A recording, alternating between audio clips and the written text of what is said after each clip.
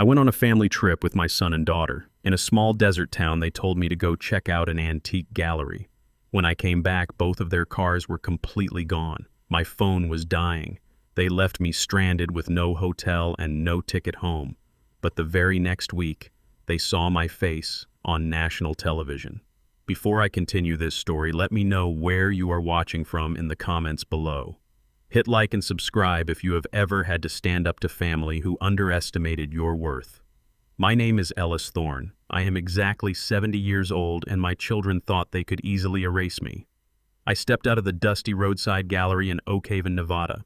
The afternoon sun beat down fiercely on the cracked asphalt. The parking lot was completely empty.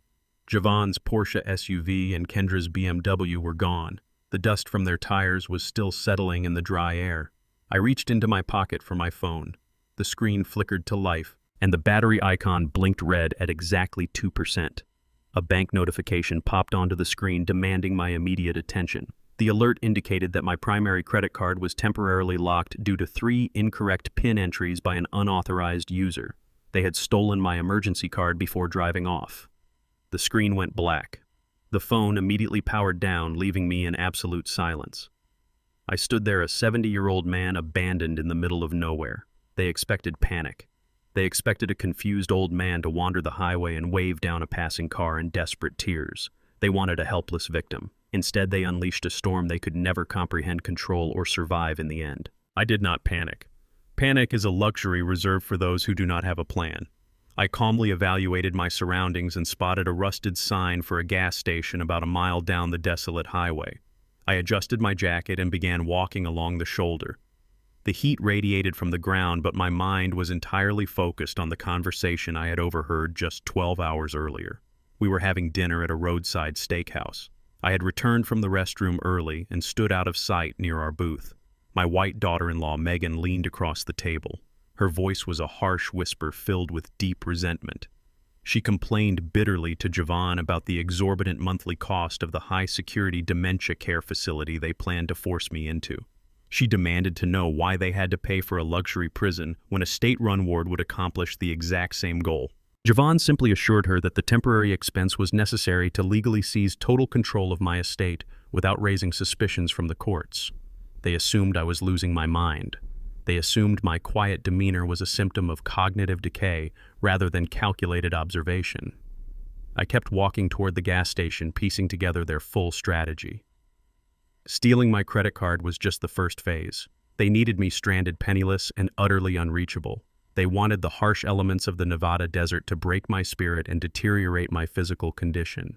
Every step I took reinforced my resolve. They viewed me as a financial burden standing in the way of their lavish lifestyle. I was about to systematically prove to them both that I was the sole and absolute architect of their entire fragile, hollow existence right now. I pushed open the glass door of the gas station. The bell chimed, echoing in the small, poorly lit space. The cashier, a young man wiping down the counter, looked up with an expression of immediate concern. He saw an elderly African-American man covered in a layer of roadside dust, sweating through a collared shirt. I ignored his pitying gaze. Pity was a useless emotion in a war for survival. I walked directly to the front counter and unclasped the heavy, solid gold watch from my left wrist. I placed it firmly on the scratched laminate surface between us. The cashier stared at the expensive timepiece, his mouth slightly open. I pointed to the black landline phone mounted on the wall behind him. I told him I needed to make one very important phone call, and the watch was his collateral to ensure I paid the long-distance charges. He hesitated for only a second before sliding the phone across the counter toward me. I did not dial the local police department. Involving small-town authorities would only play directly into Javon and Kendra's carefully constructed narrative. They would eagerly hand me right back over to the family members claiming to be my concerned legal guardians. Instead, I pressed the 10 digits I had memorized decades ago. I dialed the direct private emergency number of my corporate attorney, Nolan Hayes. Nolan was a shark in a tailored suit, a man who managed the vast and deeply hidden real estate empire I had spent 40 years building in absolute secrecy. The phone rang exactly twice before the line clicked open. The time for silent observation had officially ended. My children had initiated a ruthless conflict, and I was going to relentlessly finish it with absolute and total destruction right now. Nolan answered the line immediately. His voice was sharp and attentive. I wasted no time on pleasantries. I commanded him to initiate Financial Lockdown Protocol Level 3. This specific legal directive severed all secondary access to my trust accounts and immediately froze the shadow lines of credit sustaining my children's extravagant lives. Nolan paused, the silence stretching across the line for a crucial second. He informed me we had a massive problem escalating rapidly. Javon had just posted a highly produced tearful video on Facebook and Instagram. In the viral clip, my son wept for the cameras, claiming his beloved father had wandered off into the perilous desert due to a sudden and severe onset of cognitive decline. He begged the public for help finding a sick, disoriented elderly man. The performance was meticulously orchestrated. Nolan explained that the local authorities were already mobilizing search and rescue teams across the county. Javon and Kendra were using the power of social media to manipulate law enforcement into capturing me. They needed an official police report documenting me as helpless, incoherent, and medically compromised. That singular document was the golden key they required to legally petition a judge for immediate conservatorship. My heart rate remained steady despite the severity of their ambush. They were actively weaponizing my physical absence to erase my legal autonomy. By playing the role of devastated, panic-stricken children, they effectively masked their true objective of hostile asset seizure. If the police found me covered in dirt, lacking identification, and physically exhausted, the fabricated dementia narrative would become an undeniable legal reality. The trap was closing fast. I told Nolan to stay on the line and absolutely forbid him from contacting the local precinct. I had to remain invisible while plotting my highly calculated, imminent escape route today. My name is Ellis Thorne. I am 70 years old and my own children thought they could easily erase me. Before I continue this story of absolute revenge, let me know exactly where you are watching from in the comments below. Hit like and subscribe if you have ever had to ruthlessly stand up to family members who dangerously underestimated your worth. I understood the trap the second Nolan explained the viral social media video. My son Javon and his wife Megan were orchestrating a masterpiece of character assassination. If local authorities found an elderly African-American man wandering the desert highway with no identification, no money, and a dead cell phone, the police report would write itself. They would document me as disoriented and physically exhausted. Javon would march that exact police report straight into a family court to demand an emergency medical conservatorship. He wanted a judge to declare me legally incompetent so he could bypass my estate protections and plunder my life savings. I refused to hand my son the medical evidence he needed to rob me blind. I ordered Nolan to execute a total blackout on my status.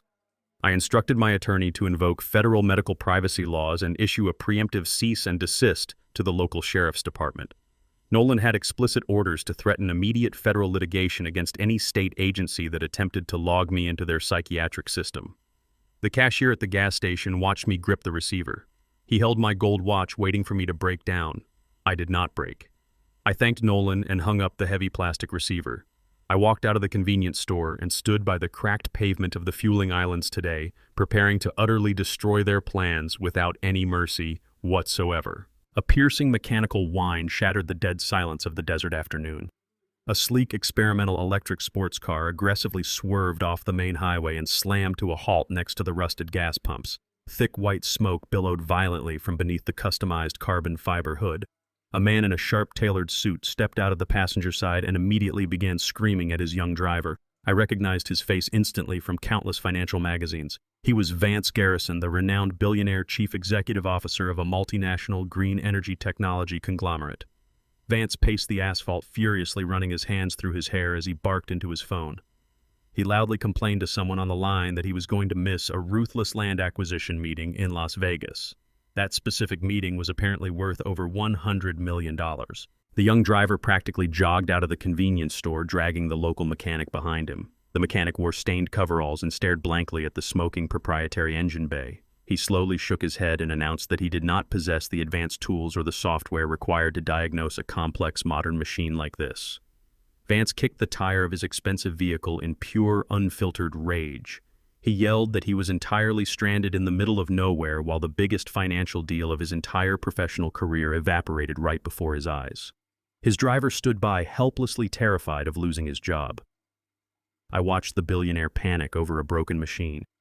His immense wealth was completely useless against a mechanical failure in a remote town. I saw my immediate exit strategy materialize right in front of me. I walked confidently toward the smoking sports car and approached the arrogant man directly today. I approached the mechanic and silently extended my open palm. He looked at my unbothered expression and placed a heavy metal wrench directly into my hand. I walked past the screaming billionaire and slid smoothly underneath the smoking front chassis of the expensive electric vehicle. The scorching asphalt burned through my shirt, but I ignored the intense heat. Before I built my vast clandestine real estate empire, I spent 30 grueling years operating as an elite mechanical engineer for an international aerospace contractor. I designed highly complex propulsion systems that kept heavy military aircraft safely in the sky. Diagnosing a ruptured secondary cooling line on a civilian sports car was an extremely elementary task for me. I located the damaged thermal bypass valve, causing the computer to manually force an emergency engine shutdown. Using only the borrowed wrench and a piece of discarded insulated wire I found near the gas pump, I bypassed the faulty sensor and manually secured the pressurized fluid line. The entire precise operation took me exactly 15 minutes to complete. I slid out from underneath the heavy vehicle and stood up. I tossed the greasy wrench back to the stunned local mechanic. I instructed the young driver to start the ignition. He hesitantly climbed into the driver's seat and pushed the ignition button. The electric engine instantly roared back to vibrant life with a flawless, steady mechanical hum. The thick white smoke completely vanished. Vance Garrison stopped pacing the dusty parking lot and stared at me in pure disbelief. He had just witnessed a stranded 70-year-old man effortlessly conquer a technological failure that his millions could not easily resolve. He quickly realized that I was absolutely not just another random, helpless old face wandering aimlessly through the quiet, barren desert on this hot afternoon. Vance hastily pulled a thick stack of crisp $100 bills from his designer jacket pocket and shoved them toward my chest. I calmly raised my grease-stained hand and pushed the immense pile of cash away without a second glance. I looked the powerful tech billionaire directly in his eyes and stated my non-negotiable price for the immediate mechanical rescue. I demanded a secure ride in his private vehicle to Las Vegas and unrestricted access to his encrypted satellite phone for the entire journey. Vance aggressively agreed without hesitation and ordered his driver to hit the highway. Inside the heavily air-conditioned cabin, I wiped my dirty hands on a complimentary microfiber towel, while Vance furiously reviewed his digital acquisition contracts. He continuously complained about an incredibly stubborn ghost landlord who was actively stalling a $120 million real estate deal. The elusive property owner controlled a massive commercial complex in the exact center of his proposed green technology campus. Vance angrily explained that the holding company Right Horizons LLC utterly refused to answer his daily emails or entertain his extremely lucrative financial offers. He slammed his fist against the leather armrest, shouting that this invisible landlord was ruining his master plan. I finished cleaning my hands and slowly placed the towel on the center console. I stared out the tinted window at the passing desert landscape. I turned my head, slowly looked directly at the frustrated billionaire and formally introduced myself. I calmly informed him that I was Ellis Thorne, the sole owner and chief executive of Right Horizons LLC. The air inside the luxury vehicle froze instantly. Vance stared at me in total absolute shock as the massive and ultimate financial leverage shifted entirely into my own waiting capable hands on this very fateful day. Back in Los Angeles, the cool air of the family court building provided a sharp contrast to the blistering Nevada desert. Javon stood before the presiding judge with unwavering manufactured confidence. He wore a dark, tailored suit projecting the absolute image of a deeply concerned son carrying a heavy burden. Bradley stood right beside him, nodding solemnly while clutching a thick leather folder. Inside that folder rested a stack of completely forged credit card statements.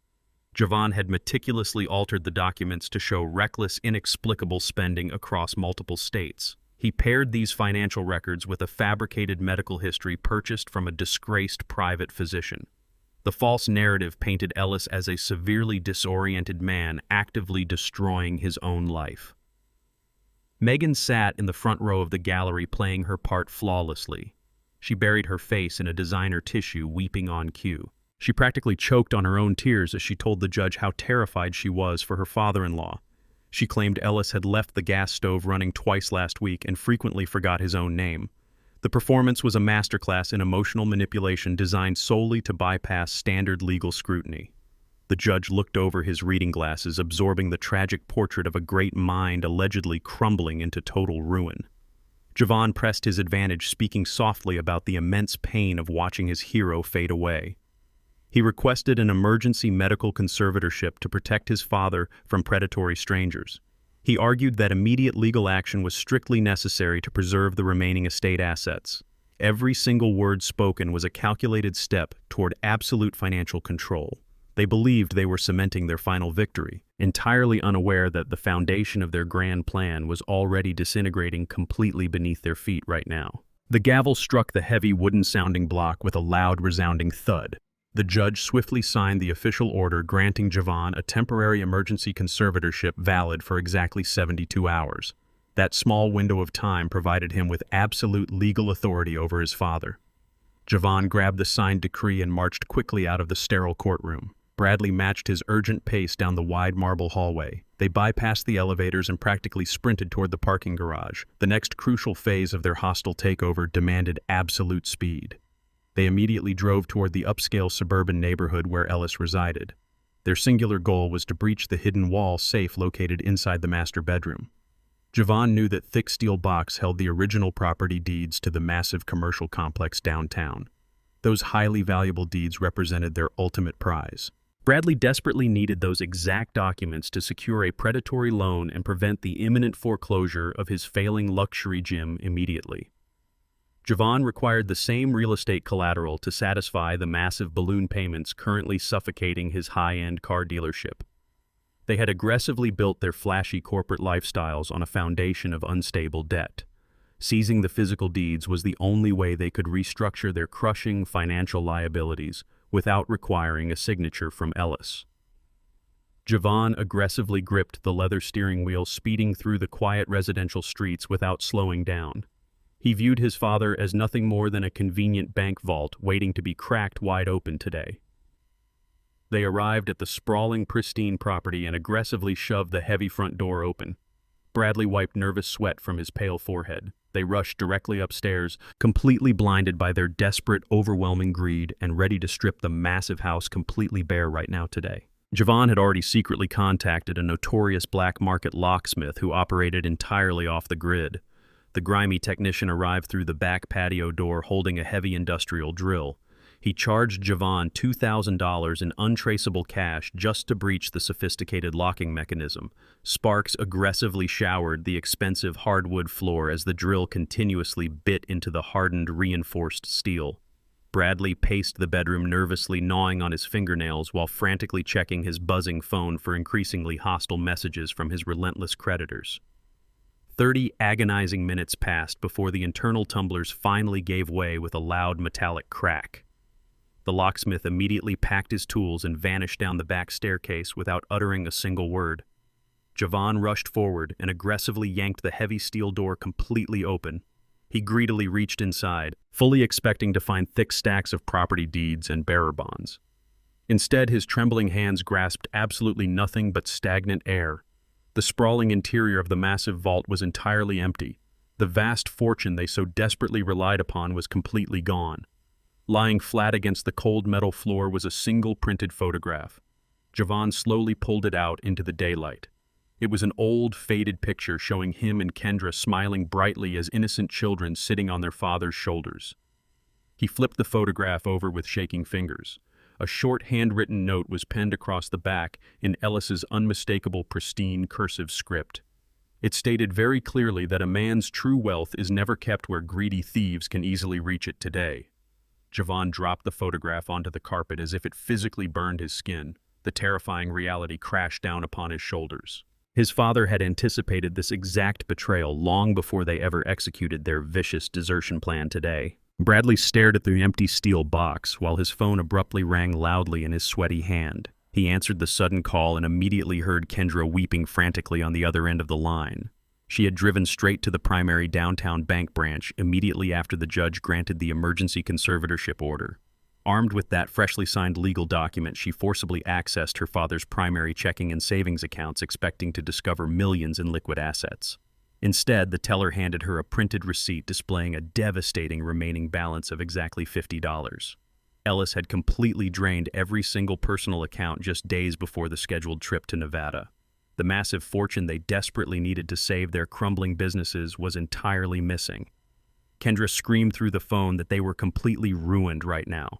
Bradley felt his knees buckle beneath his own heavy weight. His massive luxury gym facility was currently facing immediate legal foreclosure tomorrow morning if he did not pay 4 months of deeply overdue back rent. He had foolishly guaranteed his ruthless commercial landlord that he would possess the necessary capital by noon today. Now that promised financial salvation had evaporated into thin air completely and permanently. Javon furiously grabbed the phone from Bradley and yelled at his sister to calm down and think rationally about their critical next move.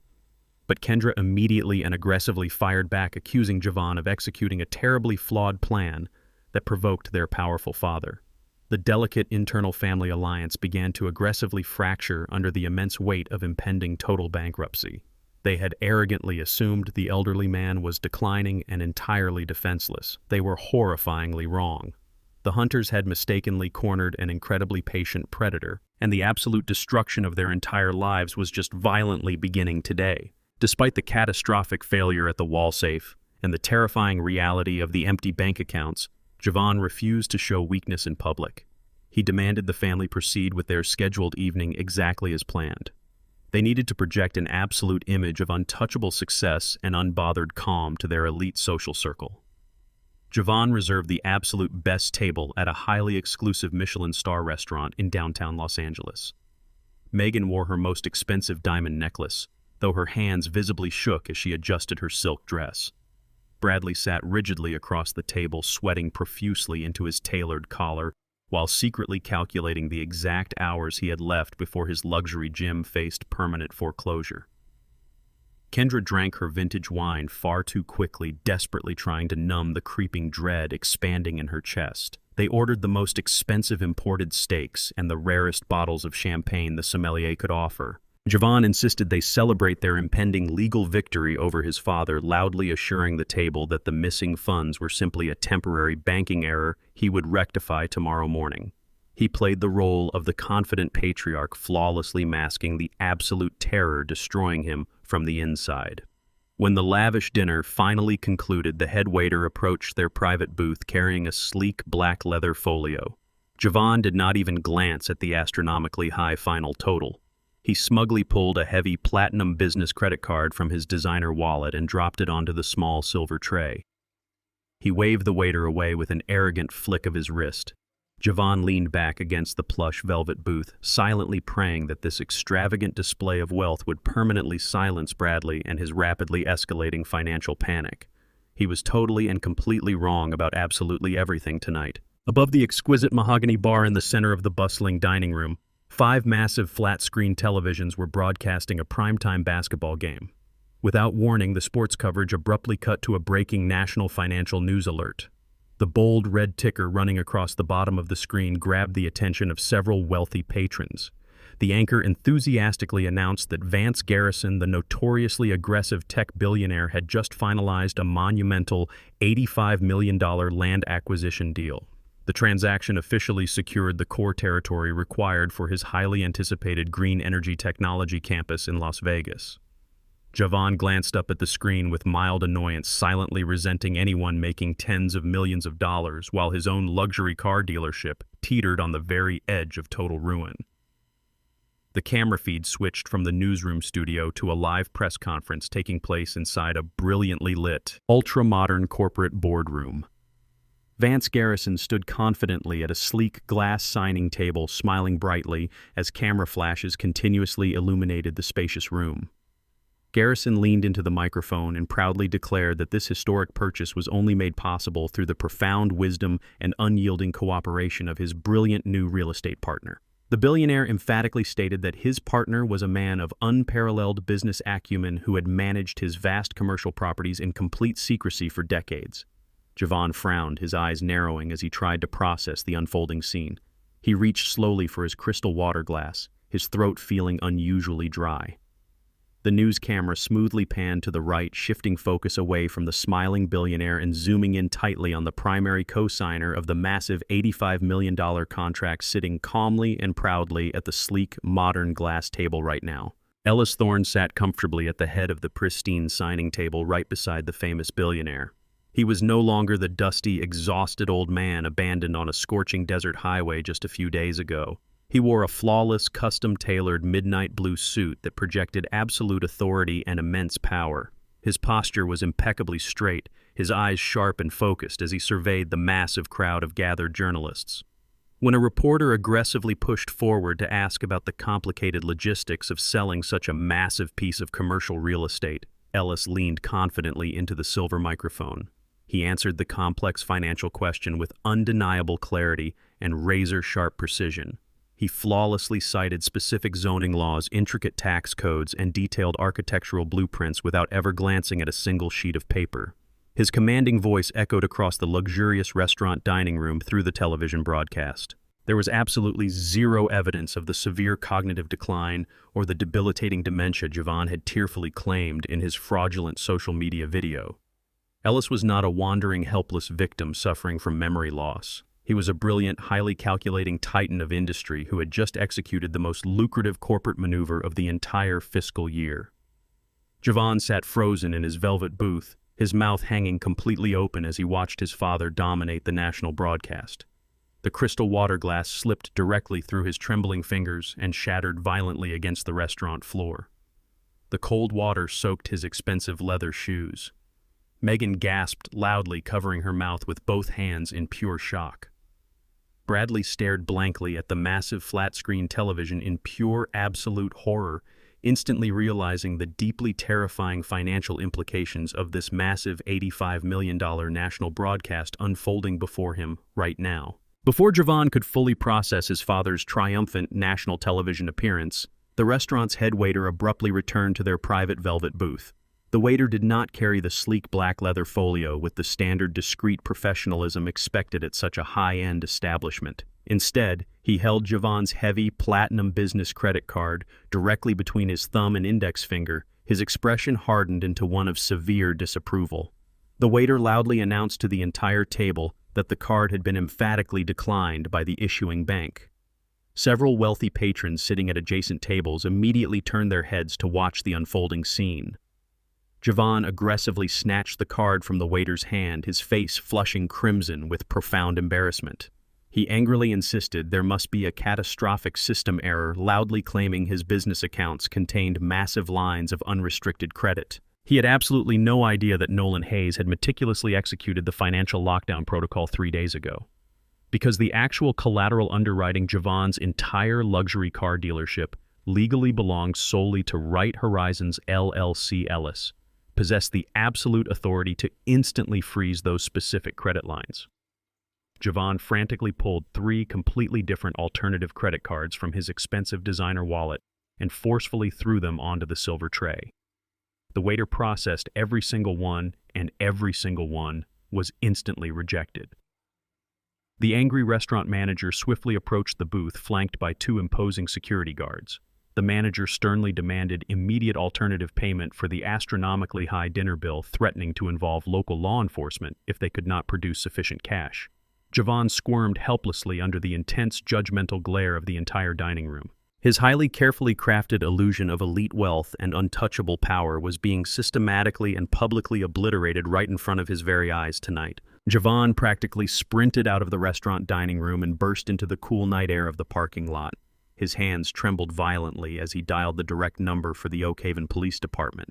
He desperately needed to cancel the missing person report before his father's national television appearance raised devastating questions. The stern night dispatcher answered the late call. Javon forced a loud, nervous laugh and falsely claimed that his father had been miraculously found safe and sound. He requested that the local search teams be immediately disbanded and the official report permanently destroyed. The dispatcher cut him off with absolutely zero sympathy. She coldly informed him that local authorities no longer held jurisdiction over the active investigation. Federal agents had officially assumed total control of the case earlier that afternoon. The situation had escalated into a highly severe federal probe concerning suspected elder endangerment and crossing state lines for fraudulent purposes.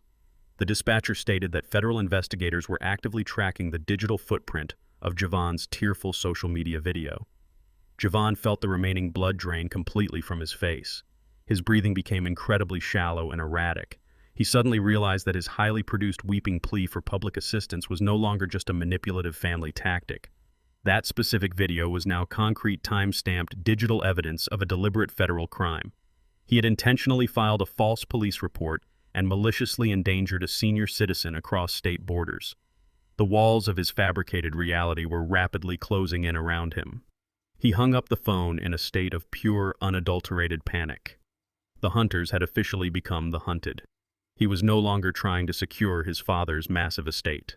He was now desperately fighting to avoid spending the next full decade inside a dark federal penitentiary tonight. Across the same expansive restaurant parking lot, a vicious argument erupted into a full-blown screaming match. Bradley paced furiously around his expensive imported sports car, waving his smartphone frantically in Kendra's face. His luxury gym business accounts were completely frozen and his payroll checks were actively bouncing. He viciously blamed her entire family for his rapidly impending bankruptcy and total public ruin. He screamed that he had trusted Javon's brilliant master plan to secure the required commercial deeds, but instead they had provoked a highly calculating billionaire. Kendra shrank back against the passenger door, desperately trying to quiet her husband before the valet attendants called local security. She frantically logged into her own personal banking applications, hoping to transfer emergency funds to Bradley's sinking business.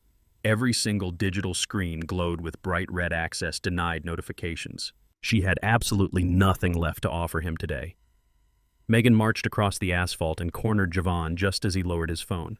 Her expensive silk dress fluttered in the cool night breeze, but her expression was carved from solid ice. She completely abandoned the crying, devoted wife persona she had perfectly executed inside the courtroom earlier today. Megan aggressively shoved her index finger directly into Javon's chest. She demanded that he fix this catastrophic financial disaster immediately. She coldly stated that she did not sign up for public humiliation, frozen bank accounts, or federal criminal investigations. She issued a brutal and completely non-negotiable ultimatum. If Javon did not somehow magically retrieve his father's immense fortune and restore their lavish lifestyle by tomorrow morning, she would permanently pack her expensive designer bags and file for a highly contested divorce. The fragile, toxic alliances binding this greedy family together were violently tearing apart under the immense crushing pressure of their own spectacular failure tonight. High above the glowing neon streets of Las Vegas, Ellis sat in absolute tranquility inside a sprawling penthouse corporate suite. Nolan Hayes stood on the opposite side of a massive glass conference table, methodically unfastening his heavy leather briefcase. Nolan carefully pulled out a thick black leather-bound binder and placed it directly in front of Ellis. This was the definitive master ledger. It contained the absolute truth regarding every single financial illusion his children had constructed over the past 5 years. Ellis slowly opened the heavy cover and examined the meticulously printed spreadsheets. The drip-fed backstory was finally laid bare on these pristine pages. When Javon decided to open his elite luxury car dealership, he claimed he secured independent venture capital. When Bradley and Kendra launched their highly exclusive fitness center, they boasted about their prestigious private investors. It was all a complete, fabricated lie. Every single dollar funding their extravagant business ventures had secretly flowed from an anonymous offshore holding company. Ellis was the sole owner of that exact holding company. He had silently funded their entrepreneurial dreams through complex shadow loans, hoping they would finally build legitimate, self-sustaining lives. Instead, they had squabbled, overspent, and continuously defaulted on their initial payment schedules. Ellis had quietly absorbed their ongoing financial failures, extending their credit lines out of a profound sense of paternal duty. He had chosen to remain their invisible safety net, protecting them from the harsh realities of commercial bankruptcy. They had rewarded his silent, unwavering generosity by abandoning him on a scorching desert highway and attempting to declare him completely insane. Ellis traced his finger along the final column of the detailed spreadsheet. The time for his unconditional paternal protection had permanently expired. It was finally time to execute the ultimate corporate adjustment tonight. Ellis closed the heavy black ledger with a sharp, definitive snap that echoed loudly across the silent penthouse suite. He looked directly at his trusted attorney and issued the final, devastating order. He commanded Nolan to trigger the immediate non-negotiable recall of every single outstanding corporate loan currently assigned to his children. Nolan nodded slowly, fully comprehending the massive, destructive power of this specific legal maneuver. He tapped the glowing screen of his tablet, instantly accessing the encrypted corporate financial portal. Nolan reminded Ellis that the original loan documents contained a highly specific, universally standard morality clause hidden deep within the dense legal fine print. This powerful clause granted the primary lender the absolute authority to instantly demand full repayment if the borrowers engaged in any public conduct that resulted in criminal investigations or profound reputational damage. Javon's fabricated, tearful social media video and the subsequent federal probe for elder endangerment provided the exact legal ammunition required to trigger this devastating clause. There would be absolutely no grace period and zero opportunity for financial restructuring. The loans were instantly reclassified from active standing to critical default status. The financial guillotine dropped precisely and mercilessly on his two exceptionally arrogant children. By tomorrow morning, the massive holding company would legally seize all physical collateral tied to those specific shadow loans. The sprawling luxury car dealership and the high-end fitness center would be completely repossessed to satisfy the massive outstanding corporate debt. Ellis turned his expensive leather chair toward the floor-to-ceiling windows, looking out over the brightly illuminated desert city below. He had spent his entire life building wealth to protect his ungrateful family. Now, he was deliberately using that exact same wealth to systematically dismantle their entire unearned, glamorous existence down to the very last stolen penny tonight. Monday morning arrived with brutal clarity. Javon steered his personal luxury sedan into the expansive parking lot of his high-end dealership, fully expecting to formulate a desperate financial recovery plan. Instead, he encountered a highly organized corporate strike force. 4 massive heavy-duty tow trucks dominated the pristine asphalt, their hydraulic winches whining loudly as they aggressively hoisted his most expensive imported inventory onto reinforced flatbeds. Javon slammed his vehicle into park and sprinted across the lot, screaming at the men in high-visibility vests to immediately release his property. A broad-shouldered repossession agent stepped directly into his path, raising a thick, calloused hand to halt his frantic advance. The agent did not argue or shout. He simply thrust a heavy stapled stack of legal documents directly against Javon's chest. The bold black lettering across the top page explicitly detailed a total asset seizure legally executed by Right Horizons, LLC.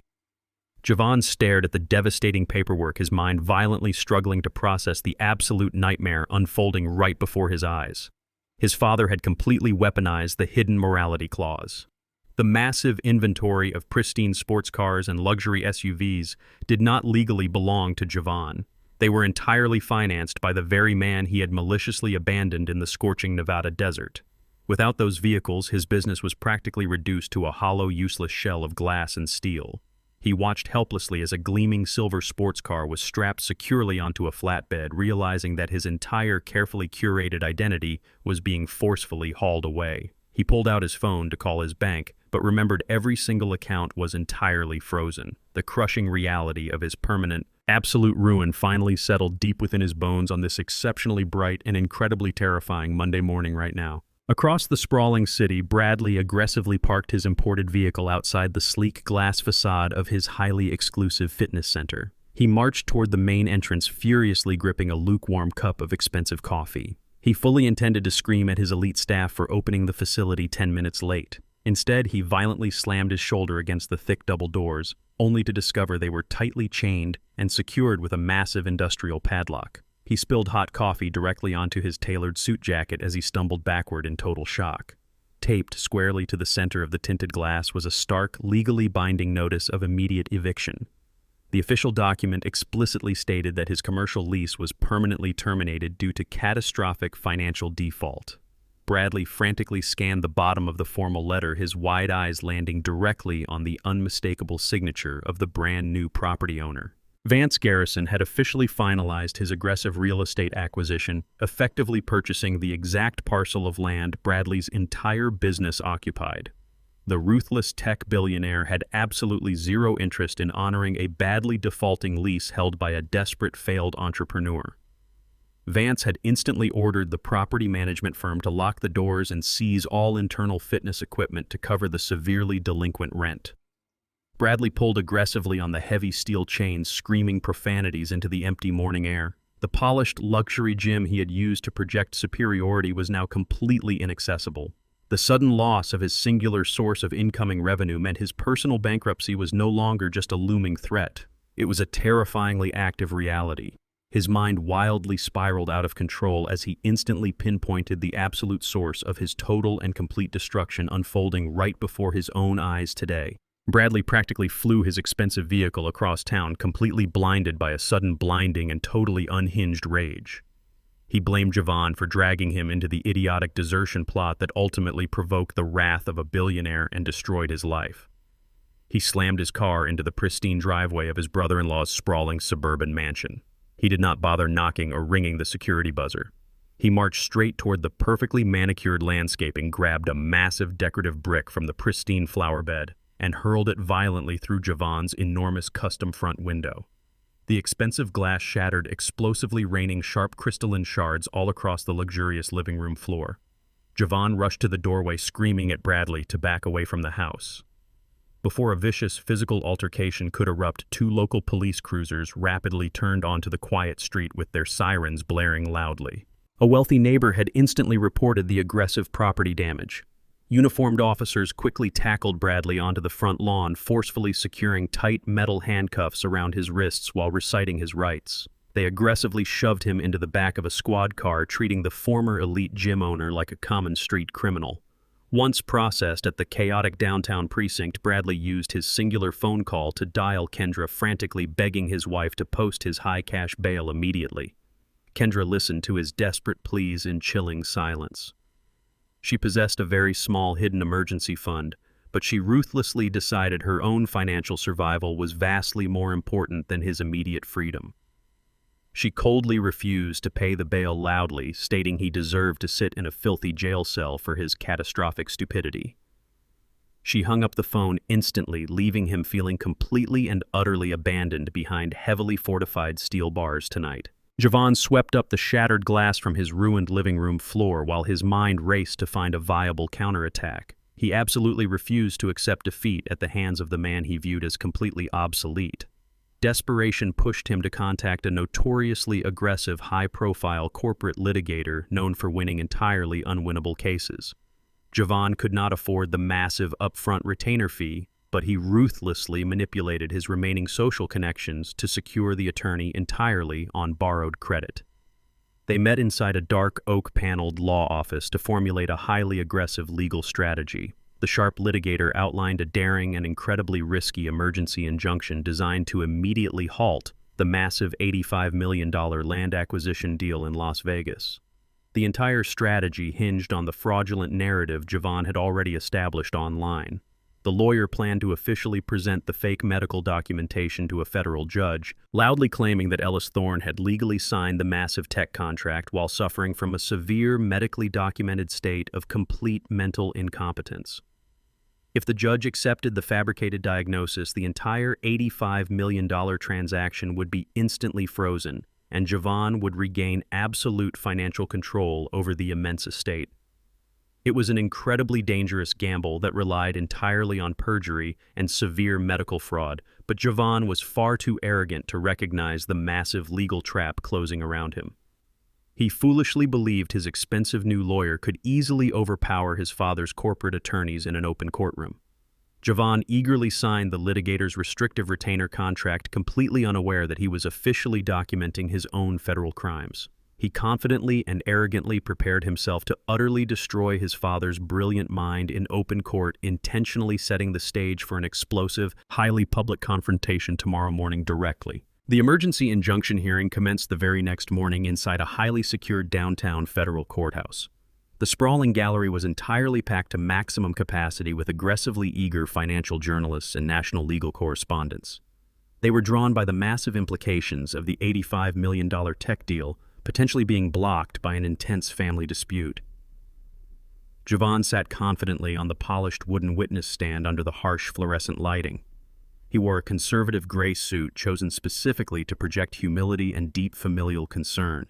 His expensive litigator guided him through a series of carefully rehearsed questions designed to completely assassinate his father's mental competency. Javon put on an absolutely masterful, award-winning performance for the captivated audience and the presiding judge. He physically trembled and produced genuine tears that rolled slowly down his cheeks. He spoke softly into the microphone, describing entirely fabricated instances where his father allegedly forgot the names of his own grandchildren and wandered the local neighborhood in a state of severe nighttime confusion. He masterfully painted the heartbreaking picture of a brilliant patriarch tragically deteriorating into complete cognitive darkness. Javon firmly asserted that the recent monumental real estate contract signed in Las Vegas was the tragic result of severe elder exploitation by predatory corporate billionaires taking advantage of a sick man. The courtroom remained entirely silent as the journalists frantically typed his emotional quotes into their digital tablets. Javon looked directly at the stern federal judge begging the court to permanently halt the commercial land transfer to save his vulnerable father from absolute ruin. His devastating performance was incredibly convincing and perfectly executed to secure the emergency legal injunction right then and there. He firmly believed he had completely won the case before the opposition even had a chance to mount a defense today. Javon wiped a final engineered tear from his cheek and patiently waited for the judge to issue the ruling. Suddenly, the heavy, solid oak double doors at the rear of the courtroom swung open with a massive, resounding crash that echoed throughout the vast space. Every single head in the packed gallery immediately turned toward the dramatic disruption. The aggressive clicking of camera shutters instantly filled the air as journalists scrambled to document the incredibly shocking arrival. Ellis Thorne walked slowly and confidently down the center aisle of the federal courthouse. He projected an aura of absolute dominance and untouchable authority. He wore an impeccably tailored dark suit, his posture completely rigid, and his expression carved from solid granite. He was not a fragile or disoriented old man wandering blindly through the judicial system. He was a seasoned titan of industry stepping onto the battlefield to reclaim his sovereign territory. He was closely flanked by Nolan Hayes, who carried a thick steel briefcase containing the instruments of their imminent legal victory. Walking firmly directly behind them were three highly distinguished individuals dressed in conservative business attire. Nolan had aggressively utilized Right Horizon's vast corporate resources to formally hire three of the most highly respected and universally renowned forensic psychiatrists in the entire nation. These elite medical professionals frequently testified in exceptionally complex federal hearings and possessed impeccable, unassailable credentials. They moved as a highly coordinated legal strike force marching directly toward the front defense table with undeniable unified purpose. Javon felt his heart slam violently against his ribs as he stared down at his father from the elevated witness stand. The arrogant son instantly realized his meticulously fabricated narrative of dementia and severe cognitive decline was about to be aggressively annihilated right in front of the entire national press today. Nolan Hayes confidently approached the judge's elevated bench while Ellis and the three psychiatrists took their designated seats at the defense table. The sharp corporate attorney did not waste a single second engaging in theatrical courtroom rhetoric. He immediately unlatched his heavy steel briefcase and retrieved a thick, professionally bound legal document. He handed the pristine dossier directly to the presiding federal judge. Nolan loudly announced to the court that he was officially submitting a comprehensive, highly rigorous psychological evaluation regarding his client's absolute mental competency. He clearly explained that this extremely detailed assessment was explicitly conducted the exact same morning Ellis signed the monumental $85 million land acquisition contract in Las Vegas. Furthermore, the entire exhaustive medical examination had been continuously monitored and officially witnessed by an independent federal notary public to ensure absolute, unquestionable judicial validity. Nolan directed the judge to examine the final conclusive results detailed on the last page. The three elite forensic psychiatrists had subjected Ellis to a grueling array of advanced cognitive stress tests, complex logic puzzles, and rigorous memory retention examinations. The official documented results were absolutely flawless. Ellis possessed a completely perfect cognitive score demonstrating a level of supreme mental acuity that far exceeded individuals several decades his junior. There was absolutely zero medical evidence indicating any form of dementia confusion or psychological deterioration whatsoever. Nolan firmly stated that the temporary emergency conservatorship was based entirely on malicious lies, fabricated evidence, and a deliberate attempt to legally hijack a sovereign citizen's massive private estate. The judge meticulously reviewed the unassailable medical records, his strict expression rapidly shifting from professional neutrality to intense burning judicial anger. The verified documents systematically proved that the grieving son sitting on the witness stand was perpetrating a massive and highly illegal fraud today right now. The federal judge slowly lowered the pristine medical dossier and locked his furious gaze directly onto the witness stand. The heavy courtroom silence transformed into an incredibly suffocating pressure. The judge loudly demanded that Javon explicitly clarify the exact origin of the severely conflicting diagnosis documents he had submitted just a few days prior. He aggressively questioned how an elderly man could possibly score completely flawlessly on the most rigorous cognitive exams in the nation if he was simultaneously wandering a desert highway, suffering from advanced dementia. Javon felt the intense burning stares of every single journalist in the gallery piercing his skin. He desperately looked toward his expensive corporate litigator for immediate salvation, but the lawyer remained entirely silent, fiercely refusing to participate in active federal perjury. The judge slammed his wooden gavel against the sounding block, demanding an immediate and perfectly coherent explanation for the massive medical discrepancy. Javon aggressively gripped the edges of the polished wooden railing, his knuckles turning entirely white. He opened his dry mouth to speak, but only pathetic fragmented syllables escaped his trembling lips. He continuously stammered frantically, attempting to invent a plausible lie that could possibly explain the impossible contradiction. He weakly suggested that his father must have somehow manipulated the complex psychiatric tests through vast wealth and corporate influence. The judge instantly rejected the desperate, highly illogical excuse.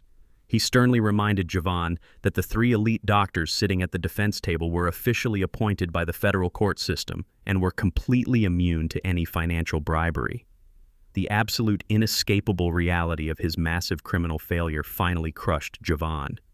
He sat completely paralyzed under the harsh courtroom lights, entirely unable to produce a single rational sentence as his entire fabricated legal strategy violently collapsed into absolute irreversible ruin completely today. Nolan Hayes did not give Javon a single moment to recover from his catastrophic verbal collapse today. The sharp corporate attorney smoothly approached the elevated judicial bench and placed a small silver flash drive directly next to the heavy wooden gavel. Nolan requested immediate permission to submit one final piece of highly devastating digital evidence to the federal court. The presiding judge granted the request without hesitation. A court technician quickly plugged the drive into the main terminal, instantly projecting a crisp, high-definition security video onto the massive courtroom monitors. The time-stamped footage displayed the brightly lit back alley of a notorious private medical clinic located completely off the grid. The camera angle clearly captured Megan stepping out of her expensive luxury vehicle wearing dark sunglasses and a heavy trench coat. A disgraced, unlicensed physician stepped out from the shadowy service entrance to meet her. The high-resolution video flawlessly recorded Megan retrieving a thick, bulging envelope overflowing with untraceable cash from her designer handbag. She aggressively shoved the heavy payment directly into the corrupt doctor and his eager hands. In immediate exchange, the physician handed her a pristine stack of official, legally binding medical diagnosis forms. The high-definition zoom explicitly revealed that every single document bore the authorized signature of the doctor, but the patient information fields were completely and entirely blank. Megan had literally purchased the fabricated dementia diagnosis using her own stolen family money. The crowded courtroom erupted into a chaotic frenzy of flashing cameras and shouted questions as the journalists eagerly documented the undeniable visual proof of a massive criminal conspiracy. Javon stared blankly at the massive screens, his chest heaving violently as the irrefutable evidence of his wife buying the fake medical destruction played on a continuous, inescapable loop right now in court today. The presiding federal judge slammed his heavy wooden gavel against the sounding block with absolutely deafening force. He forcefully demanded total silence across the highly chaotic and rapidly escalating courtroom. The sheer intensity of his booming voice instantly quelled the aggressive shouting of the eager journalists. The judge stared directly down at Javon with an expression of pure, unadulterated judicial fury. He formally announced that he was immediately striking down the temporary emergency conservatorship without any further deliberation or legal delay. The fraudulent protective order was officially declared entirely null and permanently void right there on the official federal record. The judge leaned forward over his elevated mahogany desk and fiercely reprimanded Javon for perpetrating one of the most disgusting and deeply malicious abuses of the legal system he had ever personally witnessed. He loudly declared that purchasing blank medical documents to systematically steal a massive corporate fortune was not merely a severe moral failure, but a highly egregious federal felony. Without missing a single beat, the angry judge raised his hand and directly ordered the armed court bailiffs to permanently lock down the room. He commanded the heavily armored officers to immediately detain both Javon and Megan on the exact spot where they stood. The judge formally declared that they were both being officially remanded into federal custody for committing blatant perjury and engaging in a massive criminal conspiracy to commit severe medical fraud. 4 imposing bailiffs instantly marched forward and quickly surrounded the terrified couple. Javon sat completely frozen on the witness stand as the dark reality of his absolute destruction finally crashed down upon his heavy shoulders. The carefully constructed illusion of his wealthy, untouchable life evaporated instantly as the cold steel handcuffs were prepared for his trembling wrists in front of the entire nation today now. Megan completely panicked the exact second a towering armed bailiff aggressively grabbed her right arm.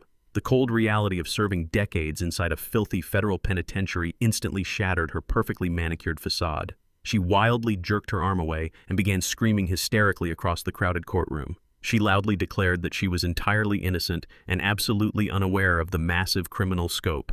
She violently pointed a perfectly manicured finger directly at her husband sitting frozen on the witness stand. Megan ruthlessly threw Javon directly under the proverbial bus without a single second of hesitation. She shrieked that Javon had physically forced her to deliver the illicit money to the disgraced doctor under severe emotional duress. She desperately pleaded with the furious federal judge, loudly offering to formally testify against her own husband in exchange for complete legal immunity. She loudly promised to surrender every single hidden financial document and secret bank account to absolutely save herself from federal prison. Javon snapped completely out of his paralyzed shock when he heard his wife publicly annihilate their marriage just to save her own skin. A blinding rage instantly consumed his entire mind right then. He let out a feral roar of absolute pure fury and aggressively lunged directly off the elevated witness stand, rapidly moving toward Megan. He wildly reached for her expensive silk collar with both trembling hands fully outstretched. Before he could even graze her designer fabric, 3 heavily armored bailiffs swiftly intercepted his highly violent trajectory. They brutally slammed Javon face first onto the solid hardwood floor with a massive resounding crash. The heavy officers violently pinned his arms tightly behind his back and securely fastened the cold steel handcuffs around his wrists, while he continuously screamed incoherent profanities at his treacherous wife right there in court today now. Ellis stood completely still near the defense table, observing the catastrophic destruction of his son and his marriage, without displaying a single trace of visible emotion. His facial features remained entirely locked in a mask of pristine granite as Javon thrashed violently against the unyielding hardwood floor. He did not feel any lingering parental pity for the screaming man currently bleeding onto the courtroom tiles. He simply watched the pathetic physical struggle as a highly calculating corporate executive observing the final anticipated outcome of a flawless business maneuver. Nolan stepped quietly beside him, packing away the pristine psychological evaluations and securely latching the heavy steel briefcase. The sharp corporate attorney offered a brief, respectful nod, acknowledging that their meticulously planned counteroffensive had been executed with absolute devastating perfection. The massive $85 million land acquisition deal in Las Vegas was officially legally secure and entirely permanently protected from any future fraudulent interference. The temporary emergency conservatorship was permanently obliterated, and the malicious conspirators were actively being dragged away in heavy federal chains. Ellis had methodically stripped away every single unearned luxury his arrogant children possessed, completely reclaiming his massive financial empire and his sovereign personal freedom in one swift motion.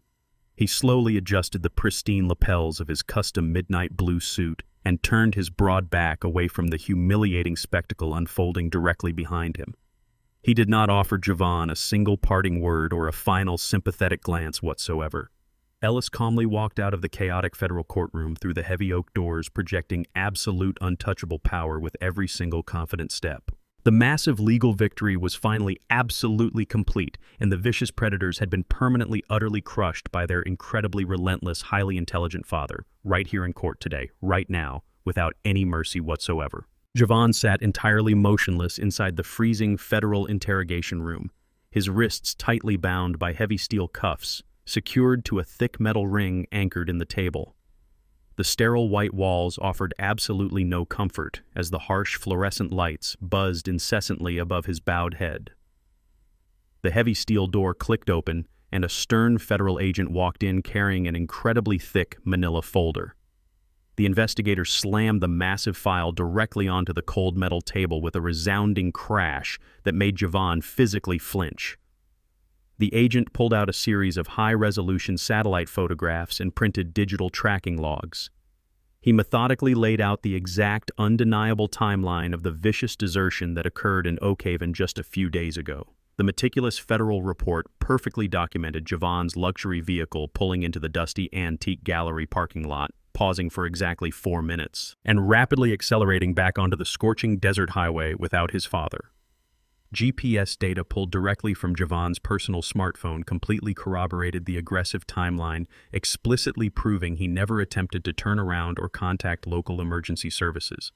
The agent pointed a stern finger at the damning documents, coldly stating that this was not a tragic accident or a temporary lapse in judgment.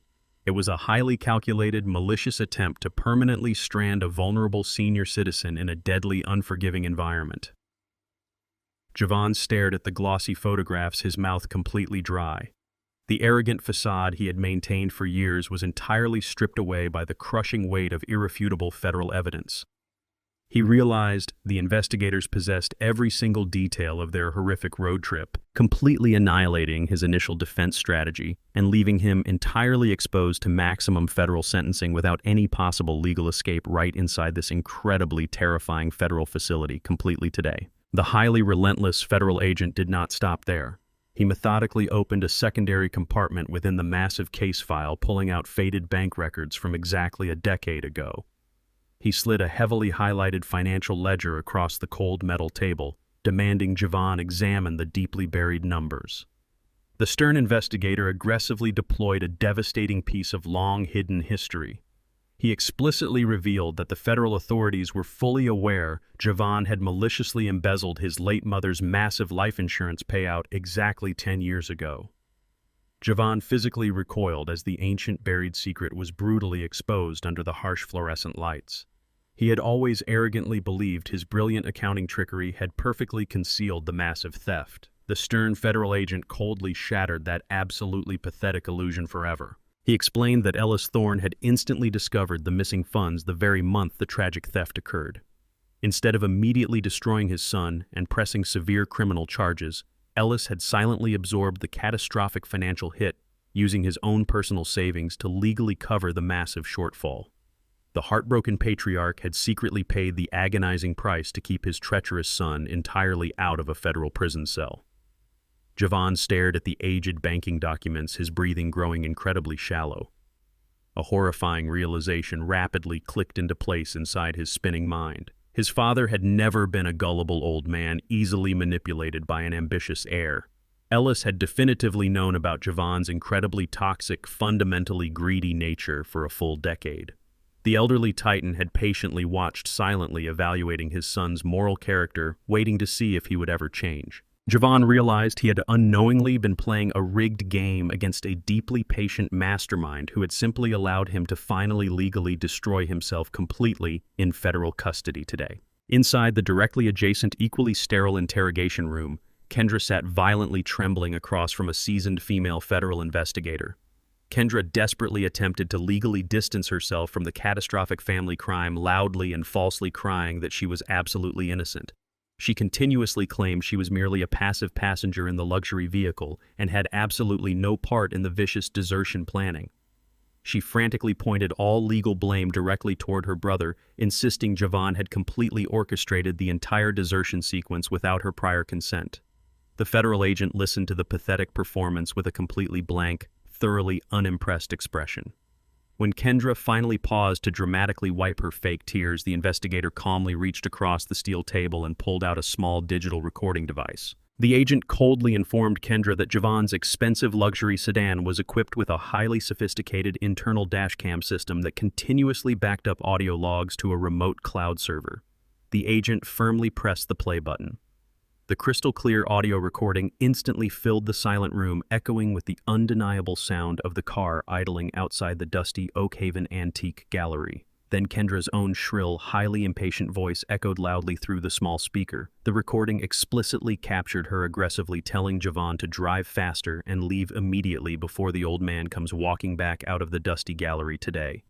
Kendra froze entirely, her eyes widening in absolute terrifying shock as her own malicious words completely destroyed her fragile defense.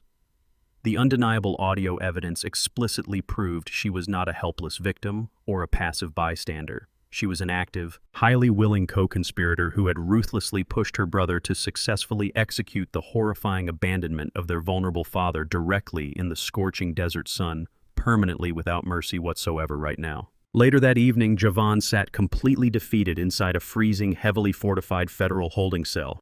His expensive tailored suit was deeply wrinkled, and the arrogant bravado he once carried had entirely evaporated. The heavy steel door groaned loudly as it was unlocked, revealing Nolan Hayes standing confidently in the narrow doorway. The sharp corporate attorney did not step fully into the cramped, miserable space. He simply looked down at the ruined man with an expression of absolute, unwavering professional contempt. Javon desperately leaped up from the cold metal bench, wrapping his shaking hands around the thick iron bars. He frantically begged Nolan to speak with his father, loudly promising to return every single stolen dollar and officially publicly apologize for his monstrous betrayal. Nolan did not flinch, nor did he offer a single ounce of human sympathy. He calmly stated that he was not there to negotiate any legal plea deals or discuss possible financial restitution. He was exclusively there to deliver one final, highly specific message directly from Ellis Thorne. Nolan leaned slightly closer to the cold steel bars, his voice dropping to a chilling, razor-sharp whisper. He explicitly informed Javon that Ellis had completely severed all familial ties permanently today. The attorney flawlessly delivered the devastating final words that would haunt Javon for the rest of his miserable life. He coldly stated that Javon had maliciously dug his very own shallow grave out in the scorching Nevada desert, and now he must lie in it completely alone forever. Without waiting for a pathetic response, Nolan turned his back and walked briskly down the long, sterile corridor. Javon collapsed onto the freezing concrete floor, finally realizing his absolute greed had permanently destroyed his entire existence, without any chance of redemption left inside this lonely cell right now today. Megan secured her immediate release from federal custody by ruthlessly turning state's evidence against her husband. She sat in the sterile processing room and explicitly detailed every single aspect of Javon's master plan to the eager federal prosecutors. She traded her loyalty for a highly favorable immunity agreement and walked out of the heavily fortified building completely alone. She hailed a fast cab and directed the driver straight to the sprawling suburban mansion they once shared together. The enormous house was completely silent and entirely devoid of the luxurious warmth it once possessed. Megan practically sprinted up the sweeping mahogany staircase and rushed directly into the master bedroom. She aggressively hurled 2 massive designer suitcases onto the expensive silk bed sheets and began frantically tearing through her massive walk-in closet. She recklessly threw expensive evening gowns, tailored blouses, and custom leather shoes into the open luggage without folding a single garment.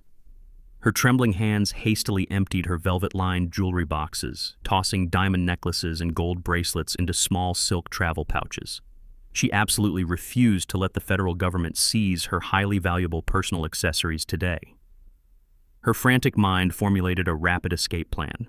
She intended to immediately drain their primary joint checking account, which still held a substantial sum from a recent vehicle sale. With that massive influx of untraceable liquid cash, she planned to hire a private car service and flee directly to her parents' heavily guarded estate on the coast. She firmly believed she could easily outrun the catastrophic public scandal and start her life over entirely free from Javon's spectacular failure. She zipped the overflowing suitcases shut with a sharp metallic scrape and reached confidently into her designer purse to retrieve her expensive smartphone. She fully expected to execute the final financial transfer right now. Megan tapped the sleek glass screen of her mobile device, her manicured thumb rapidly swiping to open her highly secure personal banking application.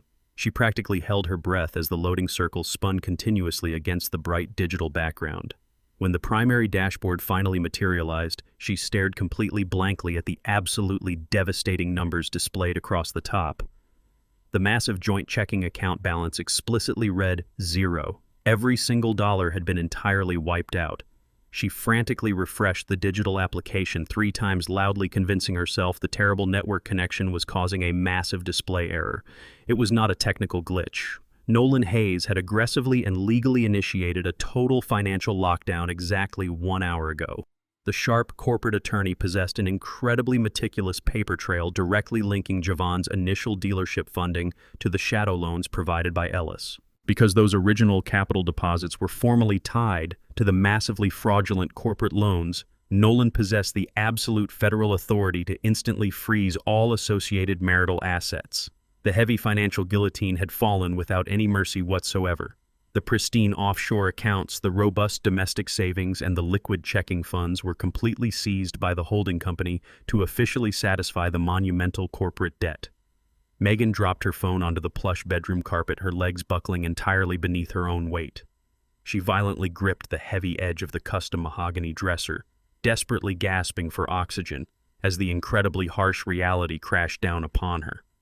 She was not a wealthy socialite escaping to a luxurious coastal estate today. She possessed absolutely no liquid cash, no active credit lines, and zero legal recourse to fight the brilliant corporate attorney. The massive fortune she so ruthlessly guarded had been systematically obliterated by her highly calculating father-in-law entirely today, right now. Bradley was finally released from the filthy county jail cell after spending 3 miserable nights sleeping on a cold concrete slab. His designer suit was incredibly wrinkled and smelled strongly of cheap institutional disinfectant. He hailed a very slow taxi and rode directly back to the upscale downtown apartment he shared with Kendra. When he violently shoved his heavy key into the expensive front door, he instantly realized the massive utility companies had already permanently disconnected their electricity. He stepped cautiously into the suffocatingly dark and completely powerless luxury penthouse. Kendra sat quietly on the expensive velvet sofa, her face illuminated solely by the incredibly weak glow of her dying mobile phone. Bradley did not offer his highly distressed wife a single word of comfort or any physical affection. He marched directly toward the expensive glass coffee table and forcefully slammed a thick stack of official legal documents down onto the smooth surface. He explicitly informed her that those pristine pages were fully drafted, legally binding divorce papers. He aggressively screamed that he absolutely refused to take the catastrophic legal fall for her idiotic family and their massive federal crimes. He furiously paced the dark living room, loudly pointing his trembling finger directly at her face. He completely blamed Kendra for dragging him into the horrific desertion plot that permanently destroyed his entire lucrative fitness empire. He coldly demanded that she legally assume the absolute entirety of their massive marital debt as a strict condition of their immediate separation. He furiously declared that he would never spend another miserable second protecting a toxic, highly manipulative criminal who callously refused to post his minimal cash bail. His unyielding voice echoed loudly through the dark apartment, permanently ending their fragile marriage without displaying even a single ounce of mercy right now today. Kendra stared blankly at the thick stack of official divorce papers resting directly on the expensive glass table.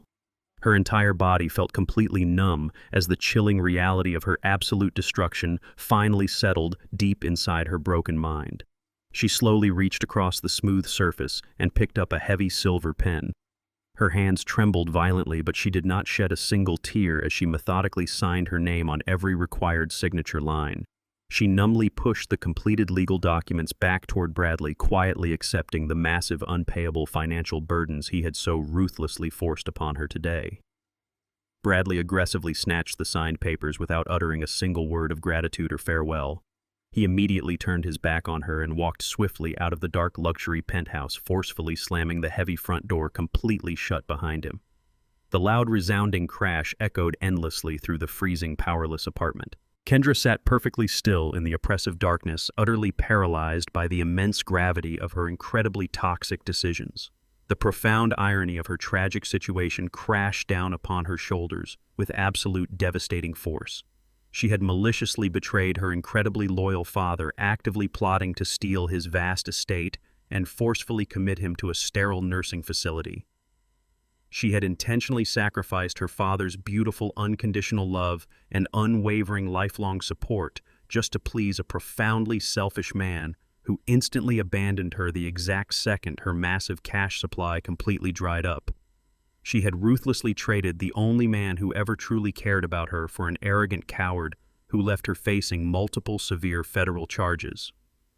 Kendra curled her knees tightly against her chest, finally realizing that she was now entirely, utterly, and completely alone in this incredibly dark world tonight, right here, now, today. Ellis finally returned to the absolute tranquility of his pristine, impeccably quiet home. The heavy mahogany front door clicked shut behind him, sealing away the chaotic destruction he had just unleashed upon his treacherous family. The sprawling interior of his residence offered a profound, deeply comforting silence that stood in stark contrast to the hysterical screaming of the federal courtroom. He walked with steady, deliberate steps down the wide hallway and approached the solid oak door of his private study. He retrieved a small brass key from his tailored vest pocket and smoothly unlocked the heavy deadbolt. The study was a sanctuary of order and discipline, lined with towering bookshelves and bathed in warm amber light. Ellis moved directly behind his massive antique desk and opened the deep bottom drawer. He reached inside and slowly pulled out the heavy black leather master ledger. This thick, meticulously maintained book was the ultimate physical record of his profound paternal grief and his children's spectacular greed. Ellis opened the worn cover and traced his finger down the intricately detailed columns of handwritten numbers. The ledger contained a flawless chronological accounting of every single dollar his children had stolen, squandered, or aggressively demanded over the last 2 decades. It documented the incredibly expensive college tuition fees they had wasted, the lavish destination weddings he had entirely funded, and the massive unearned down payments for their luxurious suburban mansions. Every single financial bailout, every covered overdraft, and every silent rescue was perfectly immortalized in pristine black ink. He had patiently recorded their absolute selfishness for 20 agonizing years, quietly hoping they would eventually mature into honorable, self-sufficient adults. Instead, they had viewed his quiet generosity as a severe weakness, choosing to maliciously exploit the very man who had given them absolutely everything they requested unconditionally. The doorbell chimed softly through the quiet house, announcing the scheduled arrival of Nolan Hayes. Ellis closed the heavy master ledger and walked steadily toward the grand foyer to greet his trusted attorney. Nolan entered the pristine residence carrying a sleek black briefcase filled with the final civil lawsuit documents. They moved back into the warm study, where Nolan methodically spread the thick legal paperwork across the antique mahogany desk. The comprehensive filing officially stated that Ellis was aggressively suing both Javon and Kendra for the absolute full restitution of $4.2 million in severely defaulted business loans. This was the exact combined sum that had secretly funded the luxury car dealership and the exclusive fitness center over the past 5 years. Ellis reviewed the meticulously drafted pages, his expression remaining entirely devoid of any paternal hesitation. By formally executing this incredibly devastating civil action alongside the active federal criminal charges, Ellis was systematically ensuring his treacherous children would never financially recover. The massive lawsuit completely guaranteed they would both face immediate, inescapable, and entirely permanent bankruptcy. Their sprawling suburban mansions, designer wardrobes, and flashy luxury vehicles would be aggressively liquidated by the courts to satisfy the monumental judgment. Nolan silently handed Ellis a gold fountain pen, respectfully waiting for the final authorization. Ellis firmly gripped the heavy instrument and smoothly signed his name on the designated signature lines without a single ounce of lingering regret. The absolute destruction of their unearned wealth was now officially legally mandated. Nolan carefully gathered the signed documents, promising to file them at the federal courthouse immediately tomorrow morning. The heavy financial guillotine had finally dropped with absolute, unrelenting precision, entirely, completely, and permanently severing the 2 ungrateful parasites from his incredibly massive corporate empire forever, right here and right now today. Javon was finally released on federal bail after securing a highly predatory bond loan that decimated his very last remaining assets. His expensive suit hung loosely on his utterly exhausted frame as he desperately drove a cheap rented sedan toward his father's sprawling, pristine estate. The sun blazed harshly overhead as he aggressively slammed the vehicle into park directly outside the massive wrought iron front security gate. Javon practically tripped over his own feet as he scrambled toward the glowing digital intercom panel mounted on the heavy stone pillar. His hands shook violently as he frantically mashed the silver buzzer, repeatedly screaming his father's name into the small metallic speaker. He desperately begged the unyielding metal box for just one single short-spoken conversation to frantically explain his incredibly monstrous actions. He loudly and pathetically claimed that he had been maliciously pressured by his greedy wife and deceitful sister, completely attempting to shift the absolute blame away from his own calculated malice. He wept uncontrollably onto the hot pavement, crying that he was profoundly sorry for the terrible desertion and the completely fabricated medical documents. He shouted that he desperately needed his father's infinite wisdom and profound financial protection to somehow reverse his catastrophic federal ruin. The incredibly wealthy neighborhood remained entirely silent, utterly indifferent to the pathetic whimpering of a completely broken man who had intentionally destroyed his own life. Javon pressed his sweating forehead directly against the cold iron bars, grasping the thick metal violently with both trembling hands. He continuously pleaded for absolute forgiveness, begging his father to simply open the towering gate and embrace him one final time. He foolishly expected the quiet estate to magically unlock and completely save his ruined existence right here and right now on this absolutely miserable day, completely without fail. Ellis sat comfortably in his plush leather armchair, calmly viewing the live high-definition security feed directly on his sleek digital tablet. The crystal-clear screen perfectly displayed Javon weeping pathetically against the towering wrought iron gate. Ellis watched the incredibly frantic display of desperate begging without a single trace of paternal sympathy or emotional hesitation. He methodically picked up his expensive porcelain cup, taking a slow, thoroughly relaxing sip of his freshly brewed dark roast coffee. The rich, robust flavor perfectly complemented the absolute serenity of his secure, heavily fortified home. After patiently observing the miserable groveling for several minutes, Ellis finally reached across his antique mahogany desk and firmly pressed the glowing silver intercom button. The heavy static crackled loudly over the outdoor speaker, instantly silencing Javon's hysterical crying. Ellis did not raise his voice or project any residual anger into the highly crisp microphone. His tone was remarkably steady, incredibly cold, and entirely devoid of any remaining affection. He explicitly instructed his ruined son to turn his cheap rented car around and drive back out into the blistering Nevada desert. He dryly suggested that Javon should immediately go check the dusty roadside antique gallery because there was a very small chance his vulnerable father might still be patiently waiting for him right there. The incredibly sharp, devastatingly sarcastic remark brutally underscored the absolute finality of their completely severed relationship. Before Javon could even open his mouth to utter a pathetic sobbing response, Ellis decisively released the silver button. He permanently cut the live security feed, instantly plunging the digital tablet screen into absolute blackness. Ellis leaned back into his comfortable chair, picked up his warm porcelain cup again, and peacefully returned to enjoying his wonderful morning coffee completely undisturbed for the very first time in many years. The highly anticipated primetime television interview aired nationally just 3 days after the dramatic federal courthouse confrontation.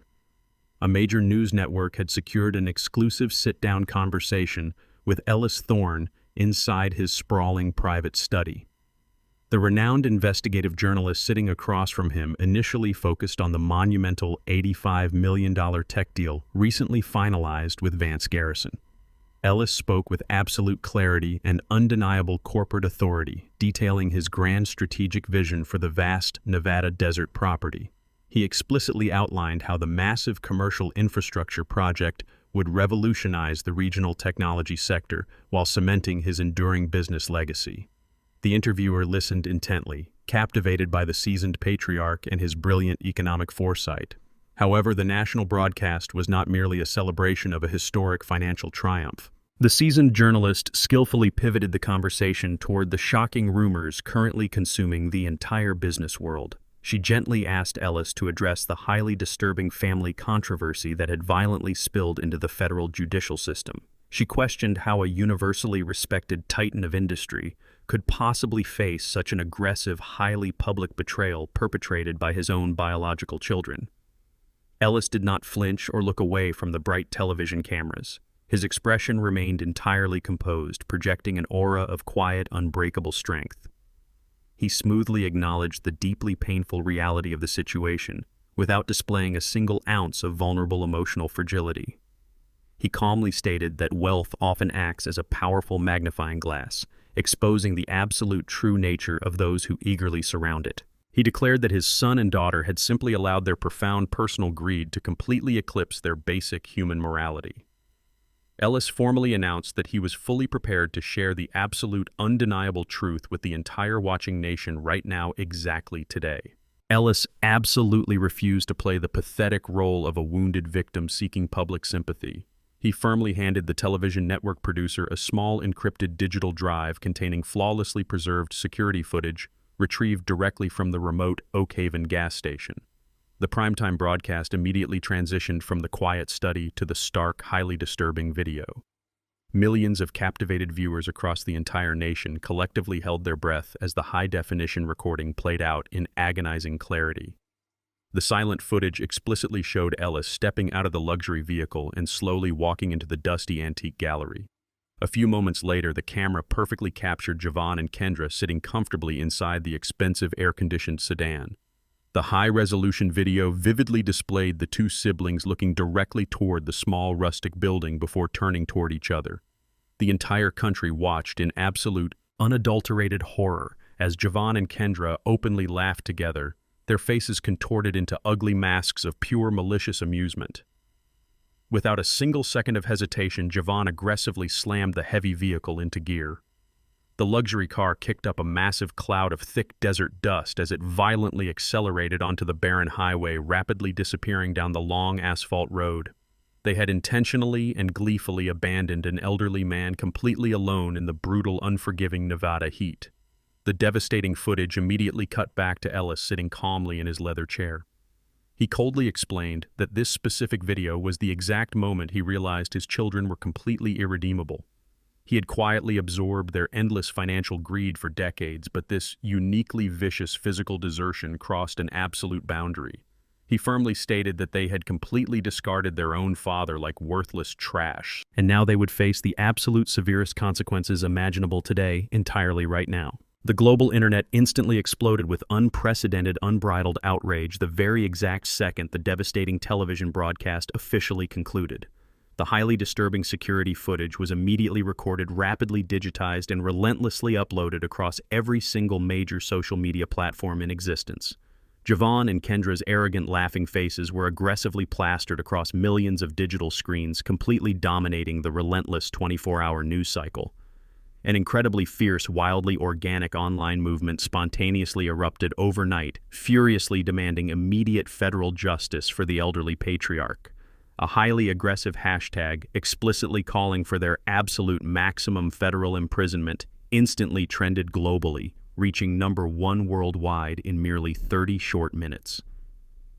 Thousands of furious citizens, high-profile celebrities, and respected corporate leaders actively joined the massive digital mob, loudly condemning the two siblings as absolute monsters.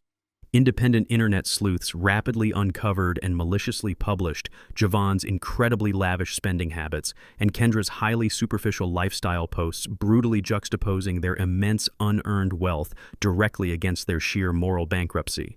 Their carefully manufactured, highly expensive public reputations were entirely pulverized into absolute worthless dust within a single night. Every single glowing magazine profile, every purchased public relations article, and every glamorous society photograph was instantly flooded with thousands of incredibly toxic, highly aggressive comments from absolutely furious strangers. They were no longer viewed as successful, untouchable members of the elite corporate aristocracy. They were instantly transformed into universally despised caricatures of absolute, pure greed. The unrelenting digital tidal wave of public hatred completely shattered their fragile egos, effectively stripping away any remaining shreds of their personal dignity. The massive internet destruction was incredibly thorough, absolutely merciless, and entirely permanent, guaranteeing that they would never, ever comfortably show their ruined faces in polite society again, anywhere in the entire world, completely starting right here and right now, forever today. The devastating real-world consequences struck with absolutely brutal speed the exact morning following the explosive national television broadcast. Kendra sat completely alone inside her dark, powerless penthouse, watching her expensive smartphone continuously light up with catastrophic business alerts. Every single one of her remaining elite corporate clients aggressively terminated their lucrative consulting contracts within mere hours of the horrifying video airing. High-profile luxury brands publicly issued harsh official statements actively denouncing her, ruthlessly severing all professional ties to legally protect their own valuable public relations images. Her entire prestigious consulting firm instantly collapsed into absolute irreversible ruin, leaving her with absolutely zero active income and a monumentally massive mountain of inescapable marital debt. Meanwhile, Javon experienced an equally humiliating and devastating social annihilation. His highly exclusive, notoriously strict luxury country club sent a formal, legally binding courier directly to his cheap rented motel room. The pristine white envelope contained a harshly worded executive letter explicitly informing him that the elite board of directors had unanimously and publicly revoked his incredibly expensive lifetime membership. The ruthless country club openly banned him from ever setting foot on their pristine golf courses or entering their lavish dining halls again. The two arrogant siblings had spectacularly plummeted from the untouchable heights of wealthy high society elites down to universally despised, pathetic pariahs in less than a single day. Their expensive luxury vehicles, sprawling mansions, and elite designer wardrobes were completely meaningless without the vital social currency they had so recklessly burned. They were formally blacklisted from every single upscale restaurant, luxury boutique, and elite private event across the entire city. The absolute totality of their massive public humiliation was completely permanent, sealing their incredibly dark, intensely lonely fates forever right now without any possible mercy or chance of salvation whatsoever today, completely. The devastating legal consequences of the massive civil lawsuit struck Javon and Megan before the sun even fully rose the following morning. 3 heavy black government vehicles aggressively pulled onto the pristine cobblestone driveway of their sprawling suburban estate. 5 heavily armored United States Marshals stepped out and marched directly toward the towering custom mahogany front doors. The lead federal agent did not bother pressing the ornate brass doorbell. He relentlessly pounded his heavy fist against the expensive wood until Javon frantically opened the door wearing a wrinkled bathrobe. The towering agent immediately thrust a thick stack of court-ordered foreclosure documents directly into Javon's trembling chest. The stern federal officer loudly announced that the holding company had successfully seized the entire property to satisfy the monumental $4.2 million corporate debt. The bank foreclosure was officially absolute and entirely irreversible right now. The marshals swiftly bypassed the terrified couple and strategically positioned themselves across the lavish grand foyer to prevent any destruction of highly valuable property. The lead agent coldly instructed Javon and Megan that they possessed exactly 30 minutes to pack their basic personal clothing and completely vacate the premises forever. Javon stared completely paralyzed at the devastating federal paperwork, his mind entirely unable to process the astonishing speed of his total financial annihilation. The absolute certainty of the severe eviction order completely shattered the luxurious illusion he had ruthlessly maintained for over a decade. He frantically realized that the untouchable sanctuary he had financed with his father's stolen wealth was now officially government property. The relentless marshals firmly tapped their heavy wristwatches, harshly reminding the ruined couple that their incredibly brief 30-minute window was rapidly closing. The massive federal eviction had officially commenced without a single ounce of mercy whatsoever here today, right now. Megan violently rejected the incredibly harsh reality of her absolute financial ruin. She wildly sprinted back up the grand staircase and aggressively rushed into her massive walk-in closet. She frantically scooped up 3 pristine designer handbags and desperately clutched multiple heavy diamond necklaces tightly against her trembling chest. She hysterically screamed at the approaching federal officers, loudly declaring that her expensive personal accessories were completely exempt from the massive corporate foreclosure. The lead United States Marshal calmly stepped into the luxurious closet and firmly blocked her desperate escape path. He maintained a completely professional, utterly stoic expression as she continuously shrieked highly profane insults directly into his face. The seasoned agent decisively reached forward and aggressively snatched the heavy diamond necklaces and designer handbags directly out of her desperately grasping fingers. Megan shrieked in pure agony as her incredibly valuable status symbols were violently confiscated. The stern marshal coldly informed her that the federal government possessed an absolute legally binding mandate to systematically seize every single luxury item located inside the sprawling mansion today. He explicitly cited that the expensive diamonds and designer leather goods were directly purchased using highly illegal, fraudulently obtained corporate funds. Because Javon had maliciously embezzled millions from his father's massive company to continuously finance her incredibly lavish lifestyle, absolutely nothing she owned was legally hers anymore. Every single diamond, every expensive dress, and every imported sports car was now officially classified as illicitly obtained criminal evidence entirely subject to immediate federal seizure. Megan collapsed onto the plush bedroom carpet, weeping uncontrollably as the imposing officers methodically stripped her pristine closet completely bare. She watched helplessly as the unyielding agents meticulously cataloged and permanently removed every single expensive luxury she had so ruthlessly hoarded during her incredibly toxic, fundamentally fraudulent marriage right now, completely today. Across the sprawling city, Kendra sat completely alone on a cheap, incredibly thin mattress positioned directly on the bare floor of a tiny, extremely dark studio apartment. The luxurious, multi-million-dollar penthouse she once proudly shared with Bradley had been aggressively repossessed by furious creditors earlier that very same week. Her elite high society existence had instantly evaporated into absolute irreversible poverty. She numbly traced her trembling fingers across the rough peeling paint of the incredibly cramped, decaying walls surrounding her. The sudden, incredibly sharp knock of the local postal carrier directly at the flimsy front door violently startled her broken mind. She slowly pushed herself off the miserable floor and cautiously opened the damaged door, quietly retrieving a pristine, heavily certified government envelope. The highly ominous letter bore the official, universally feared seal of the Internal Revenue Service, printed clearly across the top right corner. Kendra frantically tore open the thick federal document, her incredibly exhausted eyes rapidly scanning the devastating legal text. The intensely severe government notice explicitly stated that her entire personal financial history had been officially flagged for a massive, highly rigorous federal tax audit starting immediately today. The absolute exposure of the massive, highly fraudulent shadow loans provided by her father had triggered severe alarm bells across multiple federal financial agencies. Every single offshore transfer, hidden corporate account, and lavish personal expense was currently being aggressively scrutinized by incredibly relentless government accountants. The horrifying letter formally declared that she actively owed millions in unpaid federal taxes and massive criminal penalties. Kendra dropped the pristine white paper directly onto the filthy linoleum floor, her breathing growing incredibly shallow.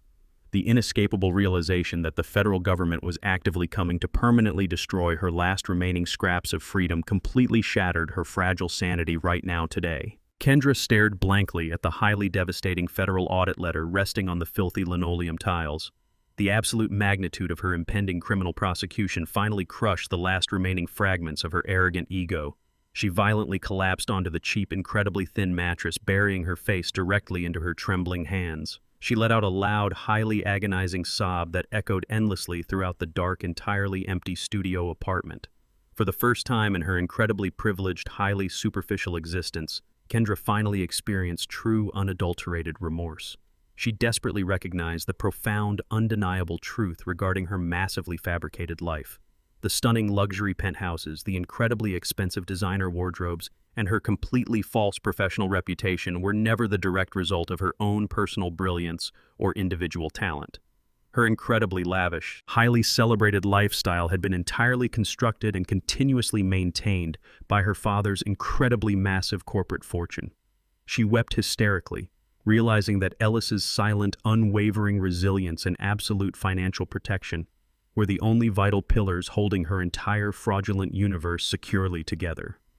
Whenever she failed or recklessly overspent, he had patiently deployed his vast resources to quietly rescue her without demanding public gratitude. She had arrogantly mistaken his quiet, paternal generosity for absolute weakness, foolishly believing she was somehow superior to the very man who continuously bankrolled her entire existence. She had maliciously sacrificed her father's beautiful, utterly unconditional support to ruthlessly please a profoundly toxic husband who completely abandoned her, the absolute exact second the massive cash flow permanently dried up. The horrifying clarity of her unforgivable betrayal violently suffocated her right there in the darkness. Kendra tightly clutched her knees against her shivering chest, completely consumed by the devastating reality that her own malicious greed had permanently destroyed her entire life, completely today, without fail, right now, forever, entirely. The scorching midday sun beat down relentlessly onto the pristine concrete sidewalks bordering the towering downtown financial district. Ellis Thorne exited the gleaming glass doors of Nolan Hayes' prestigious corporate law firm, buttoning his tailored suit jacket with absolute calm precision. Before he could even take 3 confident steps toward his waiting luxury vehicle, 2 desperate figures aggressively lunged from the shadows of the adjacent parking structure. Javon and Kendra frantically blocked his direct path to the waiting town car, completely ignoring the heavily armed private security guards instantly stepping forward to intercept them. The 2 ruined siblings looked absolutely unrecognizable compared to their former high society glory.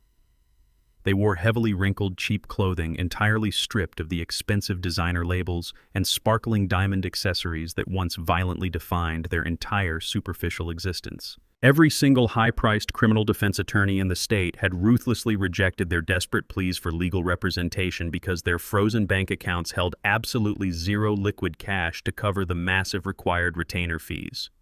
Their toxic arrogance and boundless corporate pride had been completely eradicated by the crushing weight of their impending federal prison sentences and inescapable financial bankruptcy. Kendra aggressively clutched her battered canvas handbag with shaking fingers, while her sunken eyes darted nervously across the busy city street, avoiding the judging stares of passing pedestrians. Javon breathed heavily through his mouth, practically hyperventilating, as he stared at the incredibly imposing patriarch he had so maliciously attempted to destroy just a few short weeks ago.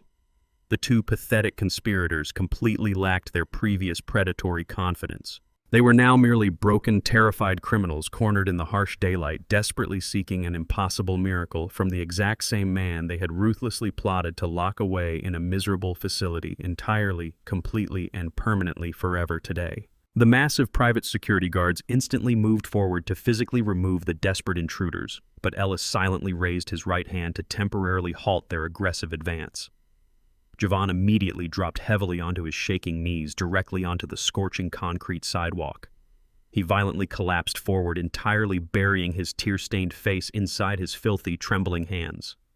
He began to weep uncontrollably, his pathetic, agonizing sobs echoing loudly across the busy urban street. Javon frantically begged his father for absolute unconditional forgiveness, loudly promising to completely submit to any demanding legal requirements his corporate attorneys might permanently mandate. He shamelessly groveled in the harsh midday sunlight, desperately pleading for a monumental financial settlement that could magically help them actively avoid serving decades in a maximum security federal prison. He shrieked that they were entirely terrified, completely ruined, and physically incapable of surviving the extreme brutality of federal incarceration. He repeatedly slapped his open palms against the solid pavement, violently displaying his absolute psychological destruction to the entire passing public right now. Kendra remained standing completely paralyzed right beside her weeping brother, entirely unable to physically move or utter a single rational syllable.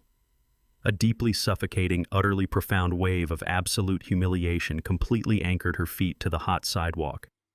Her incredible lifelong arrogance had been brutally shattered into thousands of tiny, irreparable fragments. She simply stared downward with wide, incredibly horrified eyes, watching her previously arrogant brother completely reduce himself to a miserably broken shell of a human being. The profound shame violently burned her flushed cheeks as wealthy business executives paused on the sidewalk to openly stare at the deeply pathetic public spectacle. She silently realized that their monumental greed had permanently reduced them to utterly pathetic beggars, groveling desperately for his unearned mercy right here and right now today. Ellis Thorne simply stood incredibly still on the sun-baked sidewalk, his posture absolutely rigid as he stared directly down at his weeping son. His face remained entirely carved from cold granite, revealing absolutely zero emotional warmth or paternal hesitation. He let Javon sob hysterically for an agonizingly long minute before he finally spoke. His voice was devastatingly calm, slicing directly through the chaotic street noise with absolute chilling clarity. Ellis verbally recounted the exact horrifying moment standing completely alone outside that filthy desert gas station. He explicitly described the intense, violently suffocating heat rapidly burning his aging lungs the very second the regional temperature brutally hit 100 degrees. He told his trembling children that staring down the empty, desolate highway had provided him with an incredible, life-altering epiphany. In that intensely agonizing moment, he definitively realized that his own beloved children did not view him as a respected patriarch or a cherished father. He coldly declared that they solely viewed him as aging livestock, a bloated financial carcass completely ready to be ruthlessly slaughtered for his incredibly massive corporate estate. They had actively conspired to forcibly lock him away inside a sterile medical facility simply to rapidly accelerate his inevitable death. Ellis stated that their unprecedented cruelty had permanently severed every single biological bond connecting their family together. He had quietly dedicated his entire adult existence to protecting their massively privileged lifestyles, and they had maliciously responded by attempting to legally execute him in the blistering heat. He stared directly into Javon's wildly panicking eyes, firmly ensuring that his utterly terrified son deeply understood the profound gravity of his permanent failure. There would be absolutely no miraculous rescue or hidden emotional salvation coming from him ever again because their brutal actions had completely destroyed their family forever today. Ellis firmly adjusted the immaculate cuffs of his tailored suit jacket, staring down at his weeping children one last final time. He did not offer them a single comforting gesture or a final sympathetic word.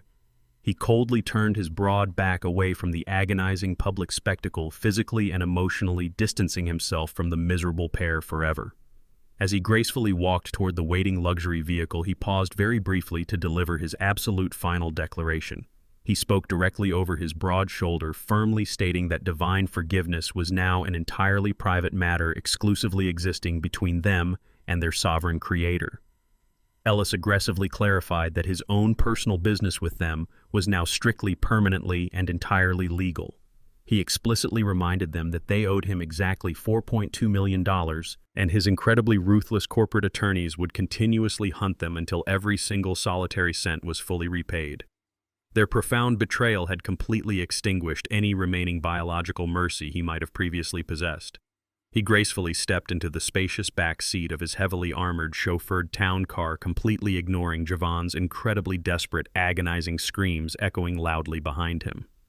The uniformed driver swiftly closed the heavy passenger door with a definitive, resounding thud, permanently sealing the elderly Titan safely inside his luxurious private sanctuary.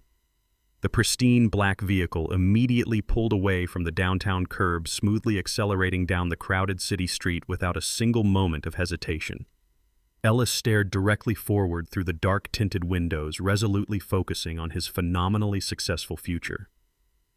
He left his entirely ruined children completely stranded on the scorching concrete sidewalk, decisively punishing them for their massive greed and permanently eradicating their toxic presence from his incredibly wealthy, beautifully peaceful life right here and right now today, entirely, completely, forever now. Exactly 6 months passed since that devastating afternoon on the sun-baked downtown sidewalk. The relentless wheels of the federal justice system had turned with absolute, unforgiving precision, culminating in the highly anticipated criminal trial of Javon and Kendra Thorne.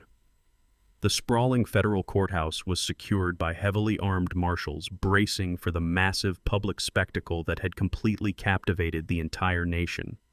Inside the pristine mahogany-lined courtroom, the wooden gallery was packed to absolute maximum capacity with aggressive financial journalists, elite legal correspondents, and furious citizens demanding severe retribution. The heavy atmosphere buzzed with intense, suffocating anticipation as the presiding federal judge formally called the high-profile session to order. Javon and Kendra sat rigidly at the defense table, their wrists strictly bound by cold steel cuffs, wearing incredibly cheap, ill-fitting institutional jumpsuits that starkly replaced their former designer wardrobes. The lead federal prosecutor stepped confidently up to the polished wooden podium, staring directly at the two ruined siblings with profound professional contempt. He loudly and clearly read the massive, devastating list of official federal charges directly into the official court record. Javon and Kendra were formally indicted for engaging in a highly malicious conspiracy to commit severe elder fraud, orchestrating massive medical forgery, and perpetrating the egregious, reckless endangerment of a highly vulnerable senior citizen. The prosecutor's booming voice echoed relentlessly throughout the silent courtroom, explicitly outlining the absolutely monstrous nature of their calculated betrayal. Ellis Thorne sat quietly in the very first row of the gallery, his posture flawlessly rigid and his expression completely carved from unyielding granite. He watched his highly treacherous children face their ultimate legal destruction without ever displaying a single ounce of paternal sympathy, fully prepared to silently witness their absolute permanent federal ruin completely unfold directly right here, today, exactly now. The seasoned federal prosecutor methodically approached the jury box, rigorously laying out the absolute undeniable timeline of the horrific crime. He meticulously detailed every single malicious step the siblings took, flawlessly connecting their desperate financial ruin directly to the sudden, highly convenient dementia diagnosis. With incredibly sharp precision, the attorney brutally deconstructed their pathetic web of lies, explicitly proving they had intentionally isolated their wealthy father simply to hijack his massive corporate estate. The courtroom remained completely captivated as the prosecutor formally introduced his most devastating piece of digital evidence. He smoothly instructed the court technician to play the highly classified, newly recovered dashcam audio recordings retrieved directly from Javon's seized luxury vehicle. The pristine courtroom speakers loudly crackled to life, instantly projecting the siblings' incredibly toxic voices across the entirely silent gallery. The damning audio perfectly captured the exact horrifying moment they aggressively sped away from the dusty Oakhaven gallery, leaving their vulnerable father completely stranded in the brutal desert heat. The jury listened in absolute, unadulterated disgust as Javon and Kendra openly joked about their incredibly vicious abandonment. Javon's recorded voice arrogantly boasted about flawlessly executing the fake dementia plan, loudly laughing about how easily they would quickly drain the massive corporate bank accounts. Kendra's incredibly shrill, highly callous voice eagerly chimed in, maliciously mocking their father's impending confusion, while enthusiastically calculating her massive upcoming financial payout. They continuously giggled like spoiled, utterly remorseless children as they rapidly accelerated down the scorching Nevada highway. The sickening audio explicitly demonstrated their absolute lack of basic human empathy and profound moral bankruptcy. Javon stared directly at the polished wooden table, his face burning with intense, inescapable humiliation as the entire disgusted courtroom listened to his incredibly monstrous, purely evil betrayal broadcast loudly today, right now, completely, entirely, forever, here today, early. The heavy courtroom doors swung open as Megan confidently strode down the center aisle, her expensive designer heels clicking sharply against the polished hardwood floor. She took the elevated witness stand with an incredibly practiced, highly calculated expression of profound victimhood. Operating securely under her highly favorable federal plea agreement, Megan ruthlessly prepared to testify directly against her former husband to guarantee her own permanent legal immunity. The seasoned prosecutor gently guided her through the meticulously rehearsed questioning, allowing her to systematically annihilate Javon's entire remaining defense. She loudly detailed exactly how Javon had maliciously orchestrated the massive medical forgery, explicitly describing the filthy back alley where she had physically purchased the completely blank diagnosis forms. Megan dramatically wept as she falsely claimed Javon had aggressively manipulated her into participating, painting him as a highly toxic, violently controlling monster. With devastating precision, she explicitly revealed his incredibly dark, meticulously crafted blueprint to permanently lock Ellis away inside a severely restricted, highly secure psychiatric facility. She clearly explained that Javon had intentionally planned to completely strip his vulnerable father of all fundamental legal rights, establishing a massive, fraudulent conservatorship specifically designed to forcefully access the monumental corporate wealth. Megan flawlessly articulated how Javon intended to continuously drain the incredibly vast family fortune to seamlessly fund his failing dealership and lavish personal lifestyle without ever facing any parental oversight. She effectively portrayed her husband as an utterly remorseless predator who viewed his own beloved father solely as an incredibly lucrative financial target. Every single devastating word she confidently spoke directly cemented the overwhelming federal case against him. The captivated jury listened in absolute horrified silence as the treacherous wife completely dismantled the vicious criminal mastermind, explicitly ensuring he would inevitably spend the rest of his miserable life entirely imprisoned here today forever. Javon sat completely paralyzed at the dark wooden defense table, his breathing incredibly shallow as he listened to his treacherous wife systematically destroy his absolute final chance at legal freedom. Every single devastating syllable that escaped Megan's perfectly glossed lips felt like a massive rusted blade twisting violently directly into his rapidly beating heart. He watched in absolute, unadulterated horror as she flawlessly executed her incredibly selfish plea agreement, ruthlessly annihilating their entire marital history simply to permanently save herself from a miserable federal prison cell. The absolute magnitude of his catastrophic downfall finally crashed down upon his heavily burdened shoulders with terrifying, undeniable permanence. He slowly turned his head to scan the highly crowded courtroom, his panicked eyes desperately searching for a single sympathetic face among the furious gallery. He saw his sister Kendra sobbing uncontrollably beside him, entirely consumed by her own impending criminal prosecution. He saw his stoic father Ellis watching the pathetic spectacle with incredibly cold, entirely unwavering detachment. Javon's incredibly expensive, highly arrogant illusion had been completely and violently shattered forever. He realized with absolute agonizing clarity that his incredibly boundless, deeply toxic greed had actively alienated every single person who had ever truly loved him. He had maliciously betrayed his immensely generous father, intentionally dragged his impressionable sister into a massive federal conspiracy, and foolishly trusted a deeply superficial woman who instantly abandoned him the exact second the stolen cash evaporated. The incredibly harsh, unforgiving federal sentence looming directly ahead was no longer his absolute greatest, terrifying fear. The ultimate, most devastating consequence of his monumental betrayal was the deeply suffocating, entirely inescapable reality of his own absolute and permanent isolation. Javon lowered his heavy head, finally accepting that he would completely rot inside a dark, freezing federal cage, utterly alone forever right now. The heavy wooden doors of the courtroom seemed to absorb the suffocating tension as Ellis Thorne slowly stood from his front row seat and walked toward the elevated witness stand. He moved with the deliberate, unyielding grace of a man who possessed absolute authority over his own domain. He placed his right hand firmly on the heavy leather Bible, swearing to tell the unvarnished truth before taking his seat beneath the imposing gaze of the federal judge. The lead defense attorney immediately launched a highly aggressive, meticulously calculated theatrical assault across the polished floor. The desperate lawyer loudly attempted to aggressively paint the wealthy patriarch as a deeply vindictive, highly secretive billionaire who maliciously engineered a massive psychological trap for his completely innocent children. The attorney wildly waved his hands dramatically, accusing Ellis of intentionally fabricating a complex, fraudulent scenario involving a severely underfunded bank account simply to sadistically test his own biological flesh and blood. The defense loudly argued that Javon and Kendra were merely confused, overwhelmed young adults who had tragically panicked during a highly stressful, unexpectedly bizarre afternoon. The attorney aggressively characterized the devastating desert abandonment as a tragic but ultimately minor familial slight, an unfortunate miscommunication wildly blown out of proportion by an incredibly wealthy man obsessed with absolute control. The lawyer aggressively leaned directly against the wooden railing of the witness box, shouting that Ellis had intentionally orchestrated the entire brutal scenario simply to justify hoarding his monumental corporate empire all to himself.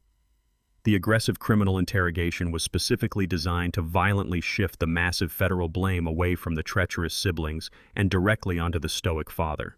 The breathless attorney concluded his loud opening volley by demanding Ellis admit he maliciously entrapped his children right here, completely today, without fail, right now, exactly today. Ellis did not flinch, blink, or break his intense eye contact with the highly agitated defense attorney. He sat incredibly still, projecting a deeply profound aura of unshakable, absolute truth that immediately silenced the entire murmuring courtroom. Speaking into the crisp microphone, Ellis masterfully deflected the ridiculous accusation without raising his steady voice even a single fraction of an inch. He calmly stated that he deliberately hid his vast corporate wealth to forcefully discover an absolute, undeniable reality regarding his biological children. For 2 incredibly painful decades, he had silently wondered whether Javon and Kendra genuinely valued him as a loving father or exclusively viewed him as an endlessly dispensing walking bank account.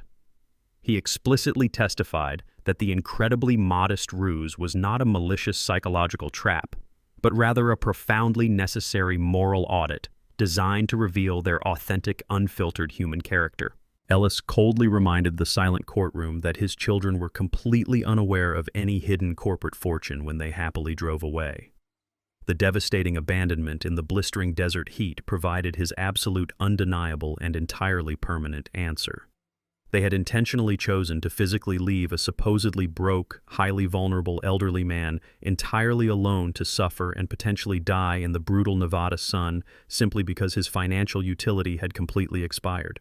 Ellis firmly declared that no reasonable human being could possibly characterize a highly calculated, deeply vicious desertion as a minor familial slight or a tragic miscommunication.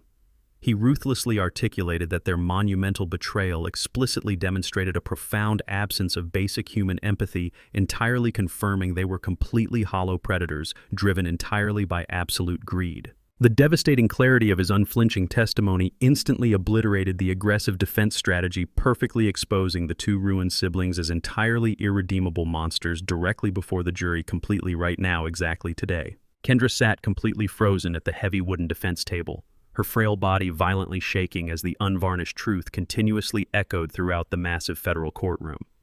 She listened to her father's devastatingly calm, incredibly precise testimony, and a profound, intensely agonizing wave of absolute realization violently crashed directly down upon her entirely shattered psyche. She suddenly buried her crying face directly into her incredibly trembling hands, weeping uncontrollably, as the sheer magnitude of her monumental betrayal permanently crushed her soul. Hearing the stoic patriarch explicitly recount their monstrous desertion violently forced her to directly confront the absolute, deeply horrifying reality of her own deeply toxic behavior. She violently wept, completely unable to physically contain the incredibly suffocating shame intensely radiating throughout her entire exhausted body. The incredibly sharp, utterly undeniable reality brutally illuminated the exact fact that she had intentionally and maliciously destroyed the absolute only human being who had ever genuinely cared for her completely unconditional well-being. While her highly superficial husband had instantly abandoned her and her entirely fake society friends had immediately turned their wealthy backs, Ellis had spent 2 entire decades silently protecting her completely fragile existence without ever expecting a single reward. She hysterically realized that she had blindly traded his beautiful, unwavering parental devotion for absolute meaningless luxury, foolishly sacrificing a profoundly loving father to continuously feed her incredibly shallow, absolutely insatiable financial ego. Her agonizing sobs echoed loudly across the completely silent courtroom, explicitly broadcasting her profound internal destruction to the entire fascinated jury. Kendra tightly clutched the rough fabric of her cheap institutional jumpsuit, utterly consumed by the terrifying, deeply inescapable certainty that she had irreparably obliterated her own entire life. Perfectly, entirely, forever, right here, completely without fail, absolutely today, exactly right now, permanently, completely without any doubt, exactly today. Ellis Thorne smoothly adjusted his immaculate tailored suit jacket and confidently stepped down from the elevated wooden witness stand. The entire massive federal courtroom instantly fell absolutely dead silent, utterly paralyzed by the profound, undeniable gravity of his flawless, completely unshakable testimony. His heavy leather shoes clicked deliberately across the polished floor as he gracefully exited the central legal arena, leaving behind an incredibly devastating trail of absolute, irreversible destruction for his incredibly treacherous biological children. The 12 diverse members of the seated federal jury uniformly turned their intense collective gaze directly toward the highly miserable defense table. Their diverse faces visibly displayed an incredibly deep, pure, and thoroughly unadulterated disgust directed entirely toward the 2 completely ruined siblings, violently trembling in their cheap institutional jumpsuits. Absolutely zero remaining sympathy existed within the sterile federal room for the pathetic crying sister or the completely broken, wildly staring brother. Javon and Kendra shrank violently backward into their hard wooden chairs, physically feeling the intensely burning, incredibly hostile stares completely incinerating any remaining microscopic fragments of their previous arrogant pride. The extremely highly paid defense attorney sat completely motionless, entirely recognizing that aggressively interrogating the stoic patriarch had been a monumental, profoundly fatal legal catastrophe. He helplessly dropped his expensive silver pen directly onto the heavily polished table, deeply acknowledging that the entire high-stakes federal trial was now officially and effectively over. The absolute crushing weight of their inevitable, inescapable maximum security prison sentences violently suffocated the two siblings right there in the heavily guarded room. Ellis calmly walked out the heavy rear double doors into the bright sunlight, completely leaving his deeply toxic past behind while officially guaranteeing his malicious children would permanently rot entirely, completely, forever locked away right here, exactly today, completely without any fail, permanently, completely today. The heavy oak doors of the jury room clicked shut, signaling the start of a deliberation that everyone in the federal courthouse assumed would drag on for several grueling days. Instead, the 12 diverse members of the federal jury reached their absolute conclusion with stunning, terrifying speed. Barely 3 hours had passed when the primary court bailiff formally announced that the jury had officially reached a complete and final verdict. A frantic, highly charged murmur rapidly swept through the packed gallery as the news instantly spread. The suffocating tension inside the pristine mahogany courtroom instantly skyrocketed to an incredibly unbearable, crushing level. Ellis Thorne sat perfectly still in his assigned front row seat, his expression carved from unyielding granite, completely prepared to quietly witness the absolute culmination of his children's monumental betrayal. The heavy wooden side door swung open, and the federal judge deliberately strode up to the elevated wooden bench, his dark robes flowing with absolute judicial authority. He struck his heavy wooden gavel against the sounding block, instantly plunging the massive room into a deeply profound, agonizing silence. The judge stared directly down at the defense table with an incredibly stern, unyielding expression. He formally ordered both Javon and Kendra to stand immediately and face the silent jury box to receive their official legal fate today. Javon's legs shook violently as he slowly pushed himself out of the hard wooden chair, his knuckles turning completely white as he desperately gripped the edge of the heavy table for physical support. Kendra stood rigidly beside him, her entire body trembling uncontrollably beneath her cheap institutional jumpsuit. The suffocating atmosphere completely choked the remaining oxygen from their panicking lungs. They nervously turned their incredibly pale, deeply terrified faces directly toward the stoic 12 jurors entirely holding their permanent future right now. The highly appointed jury foreman slowly stood up from his leather chair in the front row, tightly gripping a single pristine white sheet of official federal paper. The entire courtroom held its collective breath as the federal judge firmly asked if the jury had reached a unanimous decision. The foreman clearly and confidently replied to the court that they had absolutely reached a complete consensus on every single listed criminal charge. He meticulously adjusted his glasses and began reading the highly devastating legal document directly into the permanent court record. Regarding the incredibly severe charge of maliciously orchestrating a massive criminal conspiracy to commit large-scale elder fraud, the jury definitively found both defendants entirely guilty. Regarding the highly calculated, deeply vicious crime of intentional medical forgery designed to completely strip an elderly citizen of his fundamental human rights, the jury found both defendants absolutely guilty. Finally, regarding the profoundly malicious and incredibly callous charge of reckless endangerment, specifically relating to the deliberate physical desertion in the scorching Nevada desert, the jury forcefully declared both defendants entirely guilty. The foreman's remarkably steady voice echoed relentlessly across the completely silent courtroom, systematically dismantling the very last remaining microscopic shreds of hope the siblings desperately harbored. He explicitly confirmed to the presiding federal judge that the absolute condemnation was entirely unanimous, completely reflecting the pure, unadulterated disgust shared by every single member of the diverse civilian jury. Javon and Kendra's incredibly elaborate, highly toxic network of deceit had been thoroughly and entirely pulverized by the absolute undeniable weight of their own recorded arrogance. There were absolutely no dissenting voices, no lingering legal doubts, and entirely, completely zero remaining avenues for a miraculous escape. The monumental federal verdict firmly established their absolute criminal guilt, completely cementing their utterly pathetic status as convicted felons. Immediately right here, exactly today, entirely, completely now.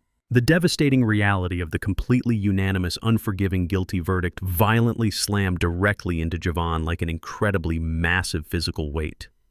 His trembling knees immediately buckled completely beneath him, entirely unable to physically support his completely shattered, utterly pathetic criminal existence. He collapsed heavily backward into his hard wooden chair, his entire face turning absolutely deathly pale as the sheer magnitude of his permanent federal ruin completely suffocated his rapidly panicking lungs. The incredibly arrogant, vastly wealthy lifestyle he had maliciously stolen from his father instantly evaporated into complete, worthless dust. Beside him, Kendra immediately violently broke down in a highly pathetic, entirely uncontrollable display of absolute public humiliation. She violently buried her profusely sweating face directly into her shaking hands, her frail shoulders jerking and shaking violently beneath the rough, incredibly cheap fabric of her institutional jumpsuit. Her incredibly shrill, highly agonizing sobs relentlessly echoed across the perfectly silent courtroom, completely demonstrating her absolute profound realization of her own permanent, entirely inescapable destruction. She had foolishly sacrificed her beautiful, generously loving family for absolute malicious greed, and now she possessed entirely, absolutely nothing. The stern federal judge firmly nodded directly toward the heavily armed United States Marshals strategically positioned directly behind the heavily guarded defense table. The imposing, strictly professional court officers immediately stepped forward without displaying a single ounce of human mercy or lingering hesitation. They aggressively grabbed the two ruined siblings by their trembling arms, violently jerking them directly upward. The incredibly sharp, piercing metallic click of heavy steel handcuffs violently snapping securely around their shaking wrists definitively finalized their absolute downfall. The cold, highly restrictive chains tightly bound their trembling hands firmly behind their broken backs, permanently stripping away their remaining civilian freedoms. They were officially classified as federal inmates right now, entirely, completely, forever today, exactly right here. The federal judge coldly adjusted his glasses, staring directly down at the two heavily restrained, wildly weeping felons with an expression of profound, unadulterated judicial contempt. He spoke directly into his highly sensitive microphone, his booming voice vibrating aggressively throughout the completely silent, entirely captivated federal courtroom. He forcefully stated that their incredibly toxic, uniquely vicious crimes absolutely demanded the most severe and highly enduring legal punishment legally available. The stern magistrate formally sentenced both Javon and Kendra Thorne to serve exactly 5 consecutive years entirely locked inside a highly restrictive maximum security federal penitentiary facility, completely without any possible chance for early behavioral parole. However, the judge firmly clarified that their incredibly severe punishment would absolutely not conclude the exact second their physical incarceration formally ended. He swiftly slammed his heavy wooden gavel downward, explicitly ordering a highly rigorous, entirely mandatory decade of strictly supervised financial probation, completely following their eventual release. For exactly 10 agonizing years after physically exiting their federal cages, the ruined siblings would be legally forced to surrender the vast majority of their legitimate civilian wages directly back to their father. Every single minimal paycheck they managed to earn, scrubbing floors or wiping tables, would be relentlessly automatically garnished by aggressive federal tax agencies. They were permanently mandated to fully complete their absolutely massive $4.2 million corporate restitution obligation to Ellis Thorne, completely ensuring they would forever live in deeply inescapable, utterly crushing poverty. The heavy gavel struck the solid-sounding block one final, incredibly resounding time, officially and entirely concluding the massive criminal trial. Javon and Kendra were immediately dragged forcefully away by the imposing federal marshals, leaving Ellis sitting perfectly still, calmly watching them permanently vanish from his beautifully successful, incredibly peaceful life, completely forever right now, exactly today, entirely completely. Ellis sat comfortably behind the massive, polished mahogany desk inside his sprawling new executive office at Right Horizons, LLC. The expansive floor-to-ceiling windows offered a breathtaking panoramic view of the bustling downtown financial district, perfectly reflecting the monumental success of his entirely reorganized corporate empire. The heavy double doors swung open with a soft click, announcing the scheduled arrival of Vance Garrison. The towering technology billionaire strode confidently across the pristine carpet, carrying a sleek silver briefcase containing the absolute final implementation blueprints. Vance firmly shook Ellis's hand immediately, spreading the highly detailed architectural schematics across the wide desk. They methodically reviewed the incredibly complex developmental phases for the massive $85 million green technology project currently breaking ground on the remote Nevada desert property. Vance spoke with absolute precision, flawlessly detailing how the revolutionary solar arrays and advanced water conservation systems would completely transform the barren landscape into a globally recognized hub of sustainable innovation. Ellis listened intently, his sharp analytical mind effortlessly processing the immense logistical data without a single moment of hesitation. The massive collaborative enterprise was moving forward with absolutely flawless execution, entirely free from the toxic, suffocating financial drain that had previously plagued his massive corporation. They swiftly finalized the highly lucrative construction timelines, firmly agreeing on every single critical infrastructural milestone required for the upcoming fiscal quarter. Vance packed his pristine documents away, respectfully praising Ellis for his incredible resilience and profound strategic foresight during such an intensely tumultuous personal period. The highly productive executive meeting officially concluded with a mutual understanding of absolute corporate dominance. Ellis watched Vance exit the quiet office, feeling a deeply profound sense of completely unburdened professional liberation actively flowing through his entirely revitalized business veins right here and right now today, completely, entirely, and forever. Nolan Hayes promptly entered the sprawling office immediately after the incredibly successful green technology meeting officially wrapped up. The trusted corporate attorney carefully placed a monumental mountain of legally binding paperwork directly onto the center of the massive mahogany desk. Ellis firmly gripped his heavy gold fountain pen and meticulously began signing his legally authorized signature across every single designated yellow line. The highly complex legal documents officially transferred the absolute vast bulk of his incredibly massive $120 million personal fortune directly into a completely irrevocable, highly secure philanthropic trust. This monumentally generous financial instrument was intentionally and specifically designed to permanently fund thousands of absolutely full academic scholarships for highly talented, severely underprivileged minority engineering students across the entire country. Every single stolen dollar that his ungrateful children had previously squandered on flashy designer clothing and empty suburban mansions was now being entirely redirected toward genuinely deserving, incredibly hardworking young innovators. Ellis smoothly signed the absolutely final page, legally establishing the massive endowment entirely beyond the desperate grasping reach of any biological relatives permanently. He intentionally named the incredibly prestigious fund after his late wife, beautifully honoring her genuinely compassionate memory, while completely erasing Javon and Kendra from his vast financial legacy forever. Nolan respectfully gathered the thick stack of signed legal documents, quietly acknowledging the deeply profound historical significance of this incredibly monumental wealth transfer.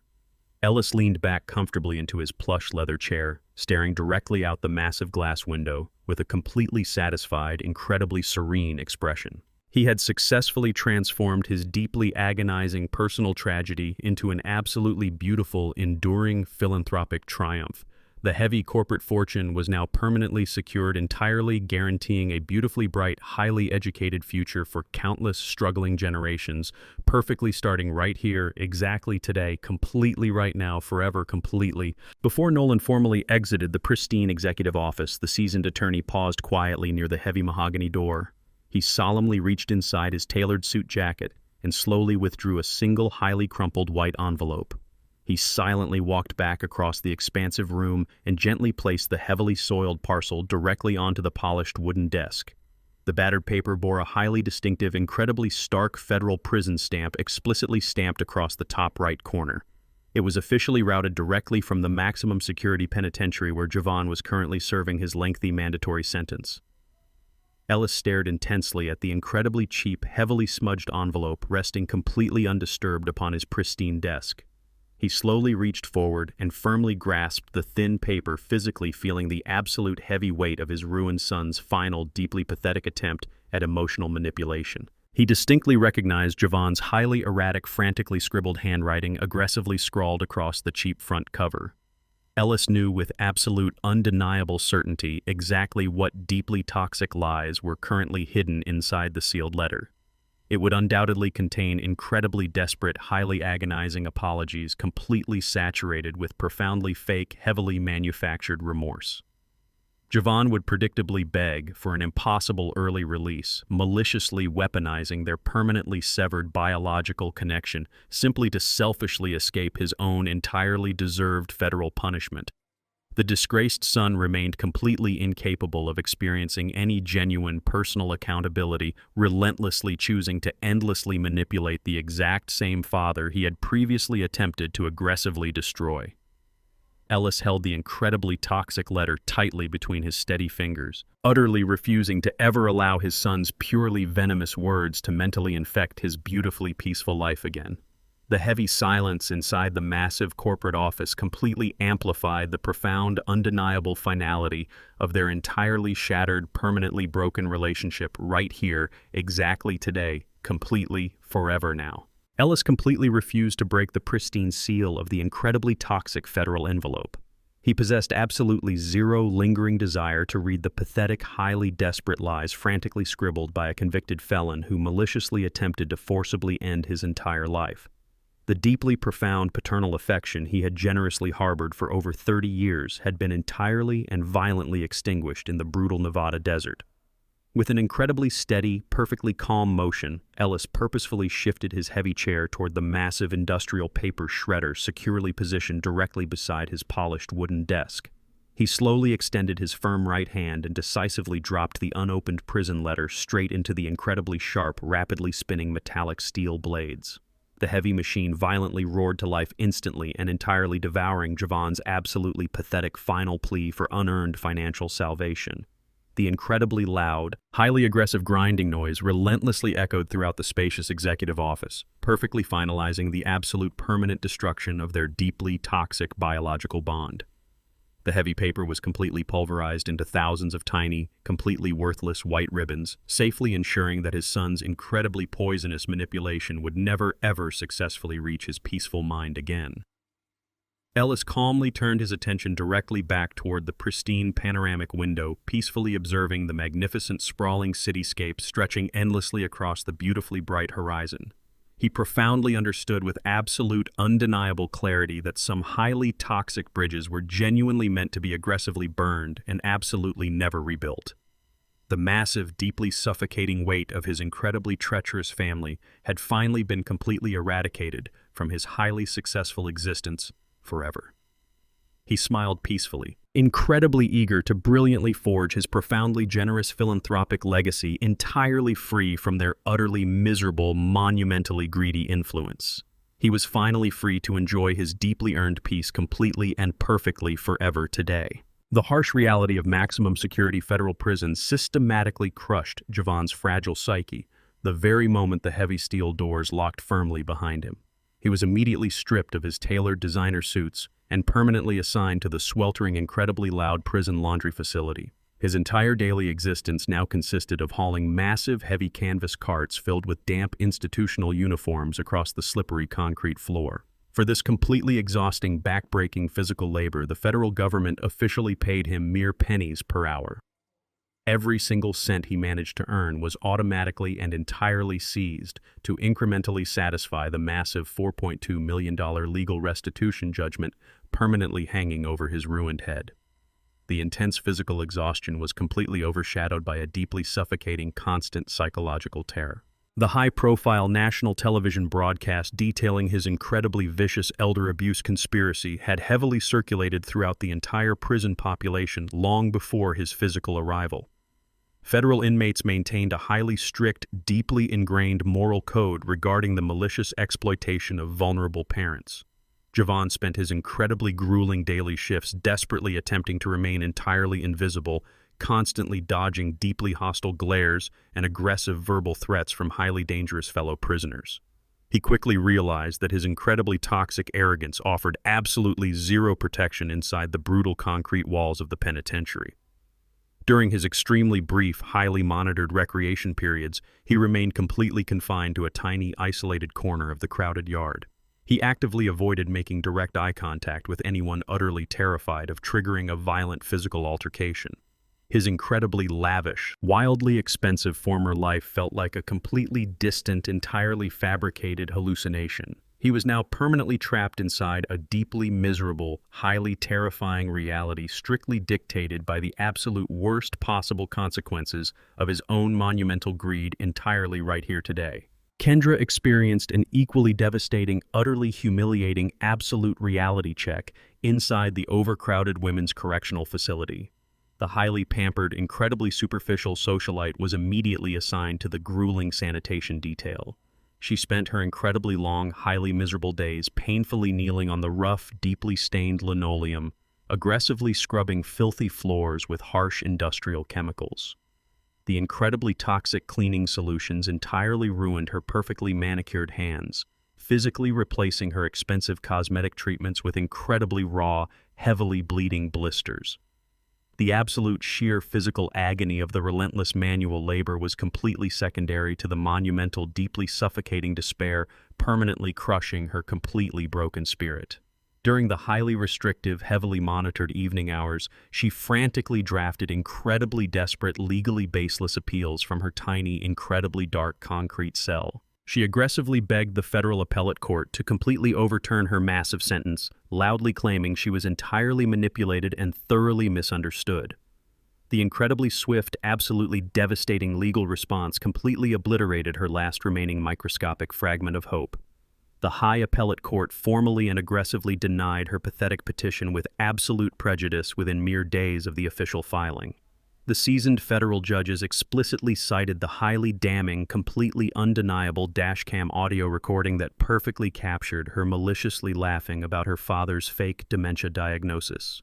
The overwhelming mountain of absolutely undeniable digital evidence made any potential legal reversal completely impossible. She was entirely legally trapped, completely out of highly expensive legal options, and entirely cut off from the massive corporate fortune that previously shielded her from absolute accountability. The heavy iron bars perfectly framed her tiny, heavily barred window, constantly reminding her that her incredibly dark, intensely miserable existence was completely permanent. Kendra finally completely surrendered to the incredibly crushing, absolutely agonizing certainty of her entirely ruined future perfectly cemented right here today. The devastating collateral damage of the massive federal prosecution completely decimated Megan's incredibly fabricated, highly luxurious existence. Stripped entirely of her massive suburban mansion and expensive designer wardrobe, she was deeply forced to permanently relocate to a severely run-down, heavily dilapidated trailer park. She currently lived completely crammed into a tiny, intensely suffocating metal box alongside her aging, deeply disappointed parents. Because her personal financial credit was absolutely ruined by the massive federal asset seizure, she could not legally secure a basic apartment lease or successfully obtain even a minor vehicle loan. Megan currently spent her absolutely miserable days working incredibly grueling, highly exhausting double shifts at a heavily trafficked local fast food restaurant. She stood for endless hours directly behind a greasy register, forcefully serving incredibly cheap meals, while deeply inhaling the heavy, suffocating stench of boiling frying oil. Her incredibly exhausted legs ached violently every single night, brutally punishing her for decades of massive, unearned financial privilege. Meanwhile, Kendra's entirely cowardly ex-husband Bradley faced a completely separate, equally devastating absolute reality. The incredibly muscular, highly superficial personal trainer quickly realized the absolute sheer magnitude of his massive financial exposure regarding the entirely failed luxury fitness center. Terrified of facing the incredibly furious, massively defrauded private investors who were aggressively hunting him to recoup their heavily stolen capital, Bradley abruptly fled the state entirely in the absolute dead of night. He completely abandoned his expensive luxury vehicles and fully severed every single remaining personal connection. He currently survived entirely completely off the grid, actively dodging furious debt collectors, while secretly working deeply exhausting, highly illegal under-the-table construction jobs. The two profoundly superficial opportunists were now permanently locked inside their own utterly miserable, deeply agonizing, completely inescapable, absolute personal nightmares right here today entirely. The incredibly toxic, deeply malicious elements that previously threatened to aggressively dismantle Ellis Thorne's massive corporate empire had been entirely and perfectly neutralized. The profound, undeniable justice delivered by the relentless federal court system systematically stripped the profoundly greedy conspirators of their completely unearned power. The incredibly vast financial leverage they previously wielded with such absolute terrifying arrogance had entirely vanished violently, replaced by the absolute crushing weight of incredibly severe institutional poverty. The immensely generous father they callously attempted to medically destroy had brilliantly utilized the flawless American legal system to entirely lock them inside a permanent, highly agonizing cycle of incredibly grueling hard labor. Their profoundly devastating punishment perfectly mirrored the absolute sheer cruelty of their original, incredibly sinister desert betrayal. By maliciously attempting to forcefully strip away an elderly man's absolute fundamental freedom, simply to aggressively accelerate their own massive inheritance, they fundamentally guaranteed their own permanent, completely irreversible destruction.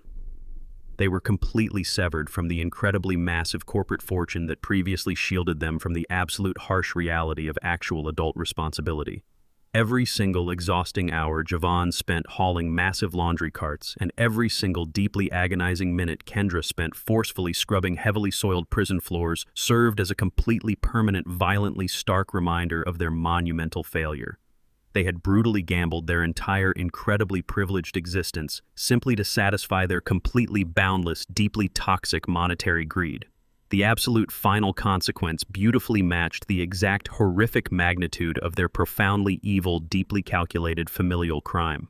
Ellis had successfully purged the absolute worst poison from his beautifully peaceful life. He permanently left the utterly broken, completely ruined criminals securely locked inside their own entirely inescapable, deeply miserable consequences, perfectly right here, completely exactly right now, entirely forever today, absolutely, completely. Exactly 1 entire year passed since the heavy doors of the federal penitentiary permanently slammed shut behind Javon and Kendra.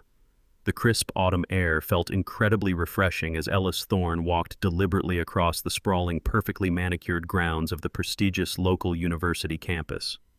The golden morning sun radiated brilliantly across the clear blue sky, casting a deeply warm, entirely vibrant glow over the immaculate green lawns and bustling stone walkways. Ellis moved with an incredibly steady, profoundly proud posture, his expensive, tailored suit completely reflecting his remarkably revitalized spirit and absolute inner peace. His heavy leather shoes clicked sharply against the smooth concrete pavement, projecting an aura of complete, unshakable confidence that entirely commanded the silent respect of everyone he passed. He slowly approached the absolute crown jewel of the massive academic institution. Towering majestically before him stood the profoundly magnificent, incredibly modern robotics and advanced engineering facility. The breathtaking structure featured sweeping glass panels and sleek steel columns, perfectly symbolizing a brilliantly bright, highly innovative future. Ellis paused quietly on the wide brick plaza, his sharp eyes meticulously tracing the flawless architectural lines of the monumental building. His massively successful philanthropic foundation had entirely funded the incredibly expensive state of the art construction project from the ground up without a single financial hesitation. Every massive steel beam and perfectly polished pane of glass represented the absolute triumph of his generosity over the deeply toxic greed that had previously plagued his corporate empire. He took a deeply satisfying, incredibly deep breath, physically feeling the heavy, suffocating burdens of his treacherous past completely melting away into the crisp morning breeze. He had successfully transformed his profound personal tragedy into a towering, magnificent monument of undeniable human progress, perfectly right here, exactly today, completely, entirely without any fail, absolutely forever now. Ellis firmly pushed open the heavy glass double doors and smoothly entered the incredibly massive, completely pristine main laboratory. The brightly illuminated academic space buzzed energetically with absolute intellectual vitality and completely limitless technological potential. Rows of incredibly complex robotic prototypes and highly advanced computer workstations stretched endlessly across the perfectly polished, immaculate floor. A diverse group of incredibly bright, deeply ambitious university students immediately noticed his prominent arrival and respectfully paused their highly complex engineering experiments. They eagerly approached the wealthy patriarch with a deeply profound, absolutely genuine sense of unadulterated awe and pure gratitude. The lead student, a brilliantly talented young woman whose full tuition was entirely covered by the massive philanthropic trust, confidently stepped forward. She firmly and respectfully shook Ellis's steady hand, explicitly expressing her incredibly deep, profoundly absolute appreciation for his monumental financial generosity. The other highly intelligent students eagerly gathered entirely around him, enthusiastically sharing their wildly innovative technical blueprints and proudly displaying their remarkably complex scientific achievements. They explicitly treated the stoic elderly man with the incredibly profound respect, absolute genuine admiration, and pure unadulterated reverence that his deeply treacherous biological children had completely and maliciously failed to ever offer him. Ellis listened intently to their incredibly passionate, highly brilliant academic presentations, his previously hardened heart completely softening with immense absolute paternal pride. These beautifully dedicated, immensely hard-working young scholars effectively represented his completely true, highly honorable lasting legacy entirely, completely right now. They entirely validated his deeply painful, incredibly difficult personal sacrifices, completely proving that his monumental corporate fortune could successfully cultivate incredible human brilliance instead of actively breeding absolute malicious greed. He smiled deeply at the profoundly respectful young innovators, perfectly recognizing his ultimate beautiful triumph, entirely, completely, exactly here today, absolutely without fail right now, entirely, forever, completely, exactly today. After concluding the highly engaging, incredibly inspiring academic tour with the exceptionally brilliant engineering students, Ellis slowly walked toward the beautiful main entrance of the magnificent laboratory. He stopped completely still, standing incredibly tall directly before a massive, beautifully polished bronze dedication plaque permanently mounted securely onto the pristine white marble wall. The incredibly heavy, perfectly cast metallic surface deeply glowed beneath the bright, highly efficient overhead LED lighting fixtures illuminating the spacious academic corridor. Ellis meticulously traced his steady fingers delicately across the heavily engraved, deeply prominent golden letters, flawlessly spelling out his incredibly beloved, completely unforgettable late wife's beautiful name. He had completely and intentionally dedicated this incredibly massive, highly advanced robotics building entirely in her absolute magnificent honor. He explicitly chose to immortalize her remarkably compassionate, intensely generous spirit through the absolute boundless power of progressive higher education, rather than completely wasting his massive corporate fortune on absolute shallow, incredibly toxic material greed. His deeply treacherous biological children had maliciously attempted to forcefully hijack her massive financial legacy solely to quickly purchase empty suburban mansions and entirely worthless designer luxury vehicles.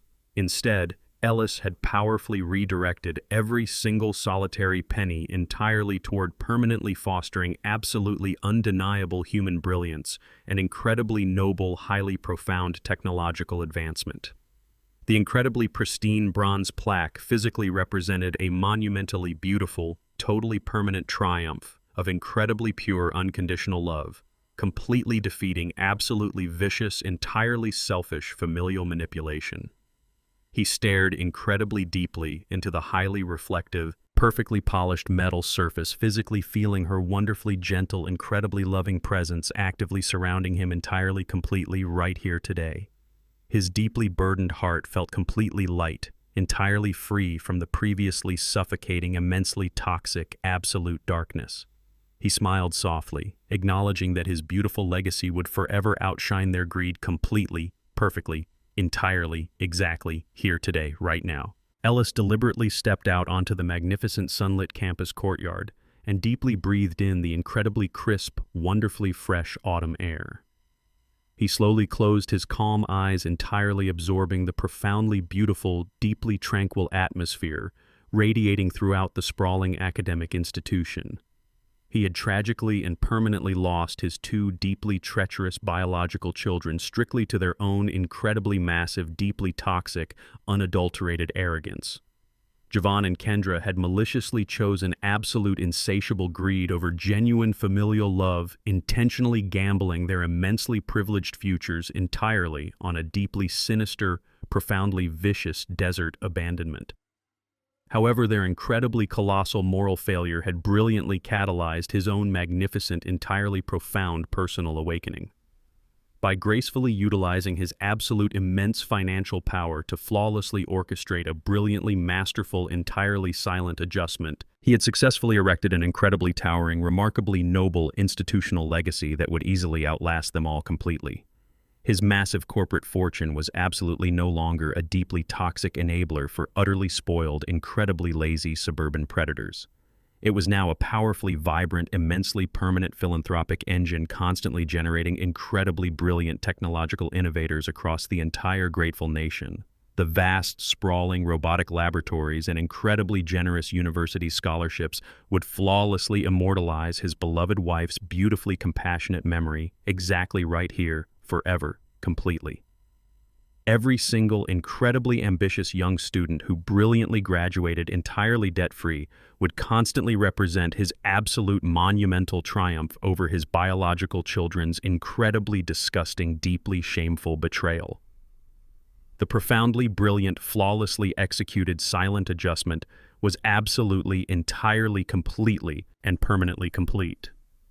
Ellis Thorne smiled incredibly deeply, wonderfully feeling a profoundly absolute, completely unshakable internal peace, thoroughly warming his entire profoundly resilient soul. Perfectly, exactly here today, entirely forever, exactly right now, completely, absolutely, entirely, completely, perfectly, without fail, absolutely, forever, completely, exactly right here, completely without any fail, completely forever, right? Completely now. What would you do in this situation? Did you enjoy this story of silent justice and personal empowerment? Let us know which moment satisfied you the most in the comments below. Don't forget to like, subscribe, and share this video with your friends for more incredible life stories about truth, respect, and reclaiming your dignity. We look forward to seeing you in the next story.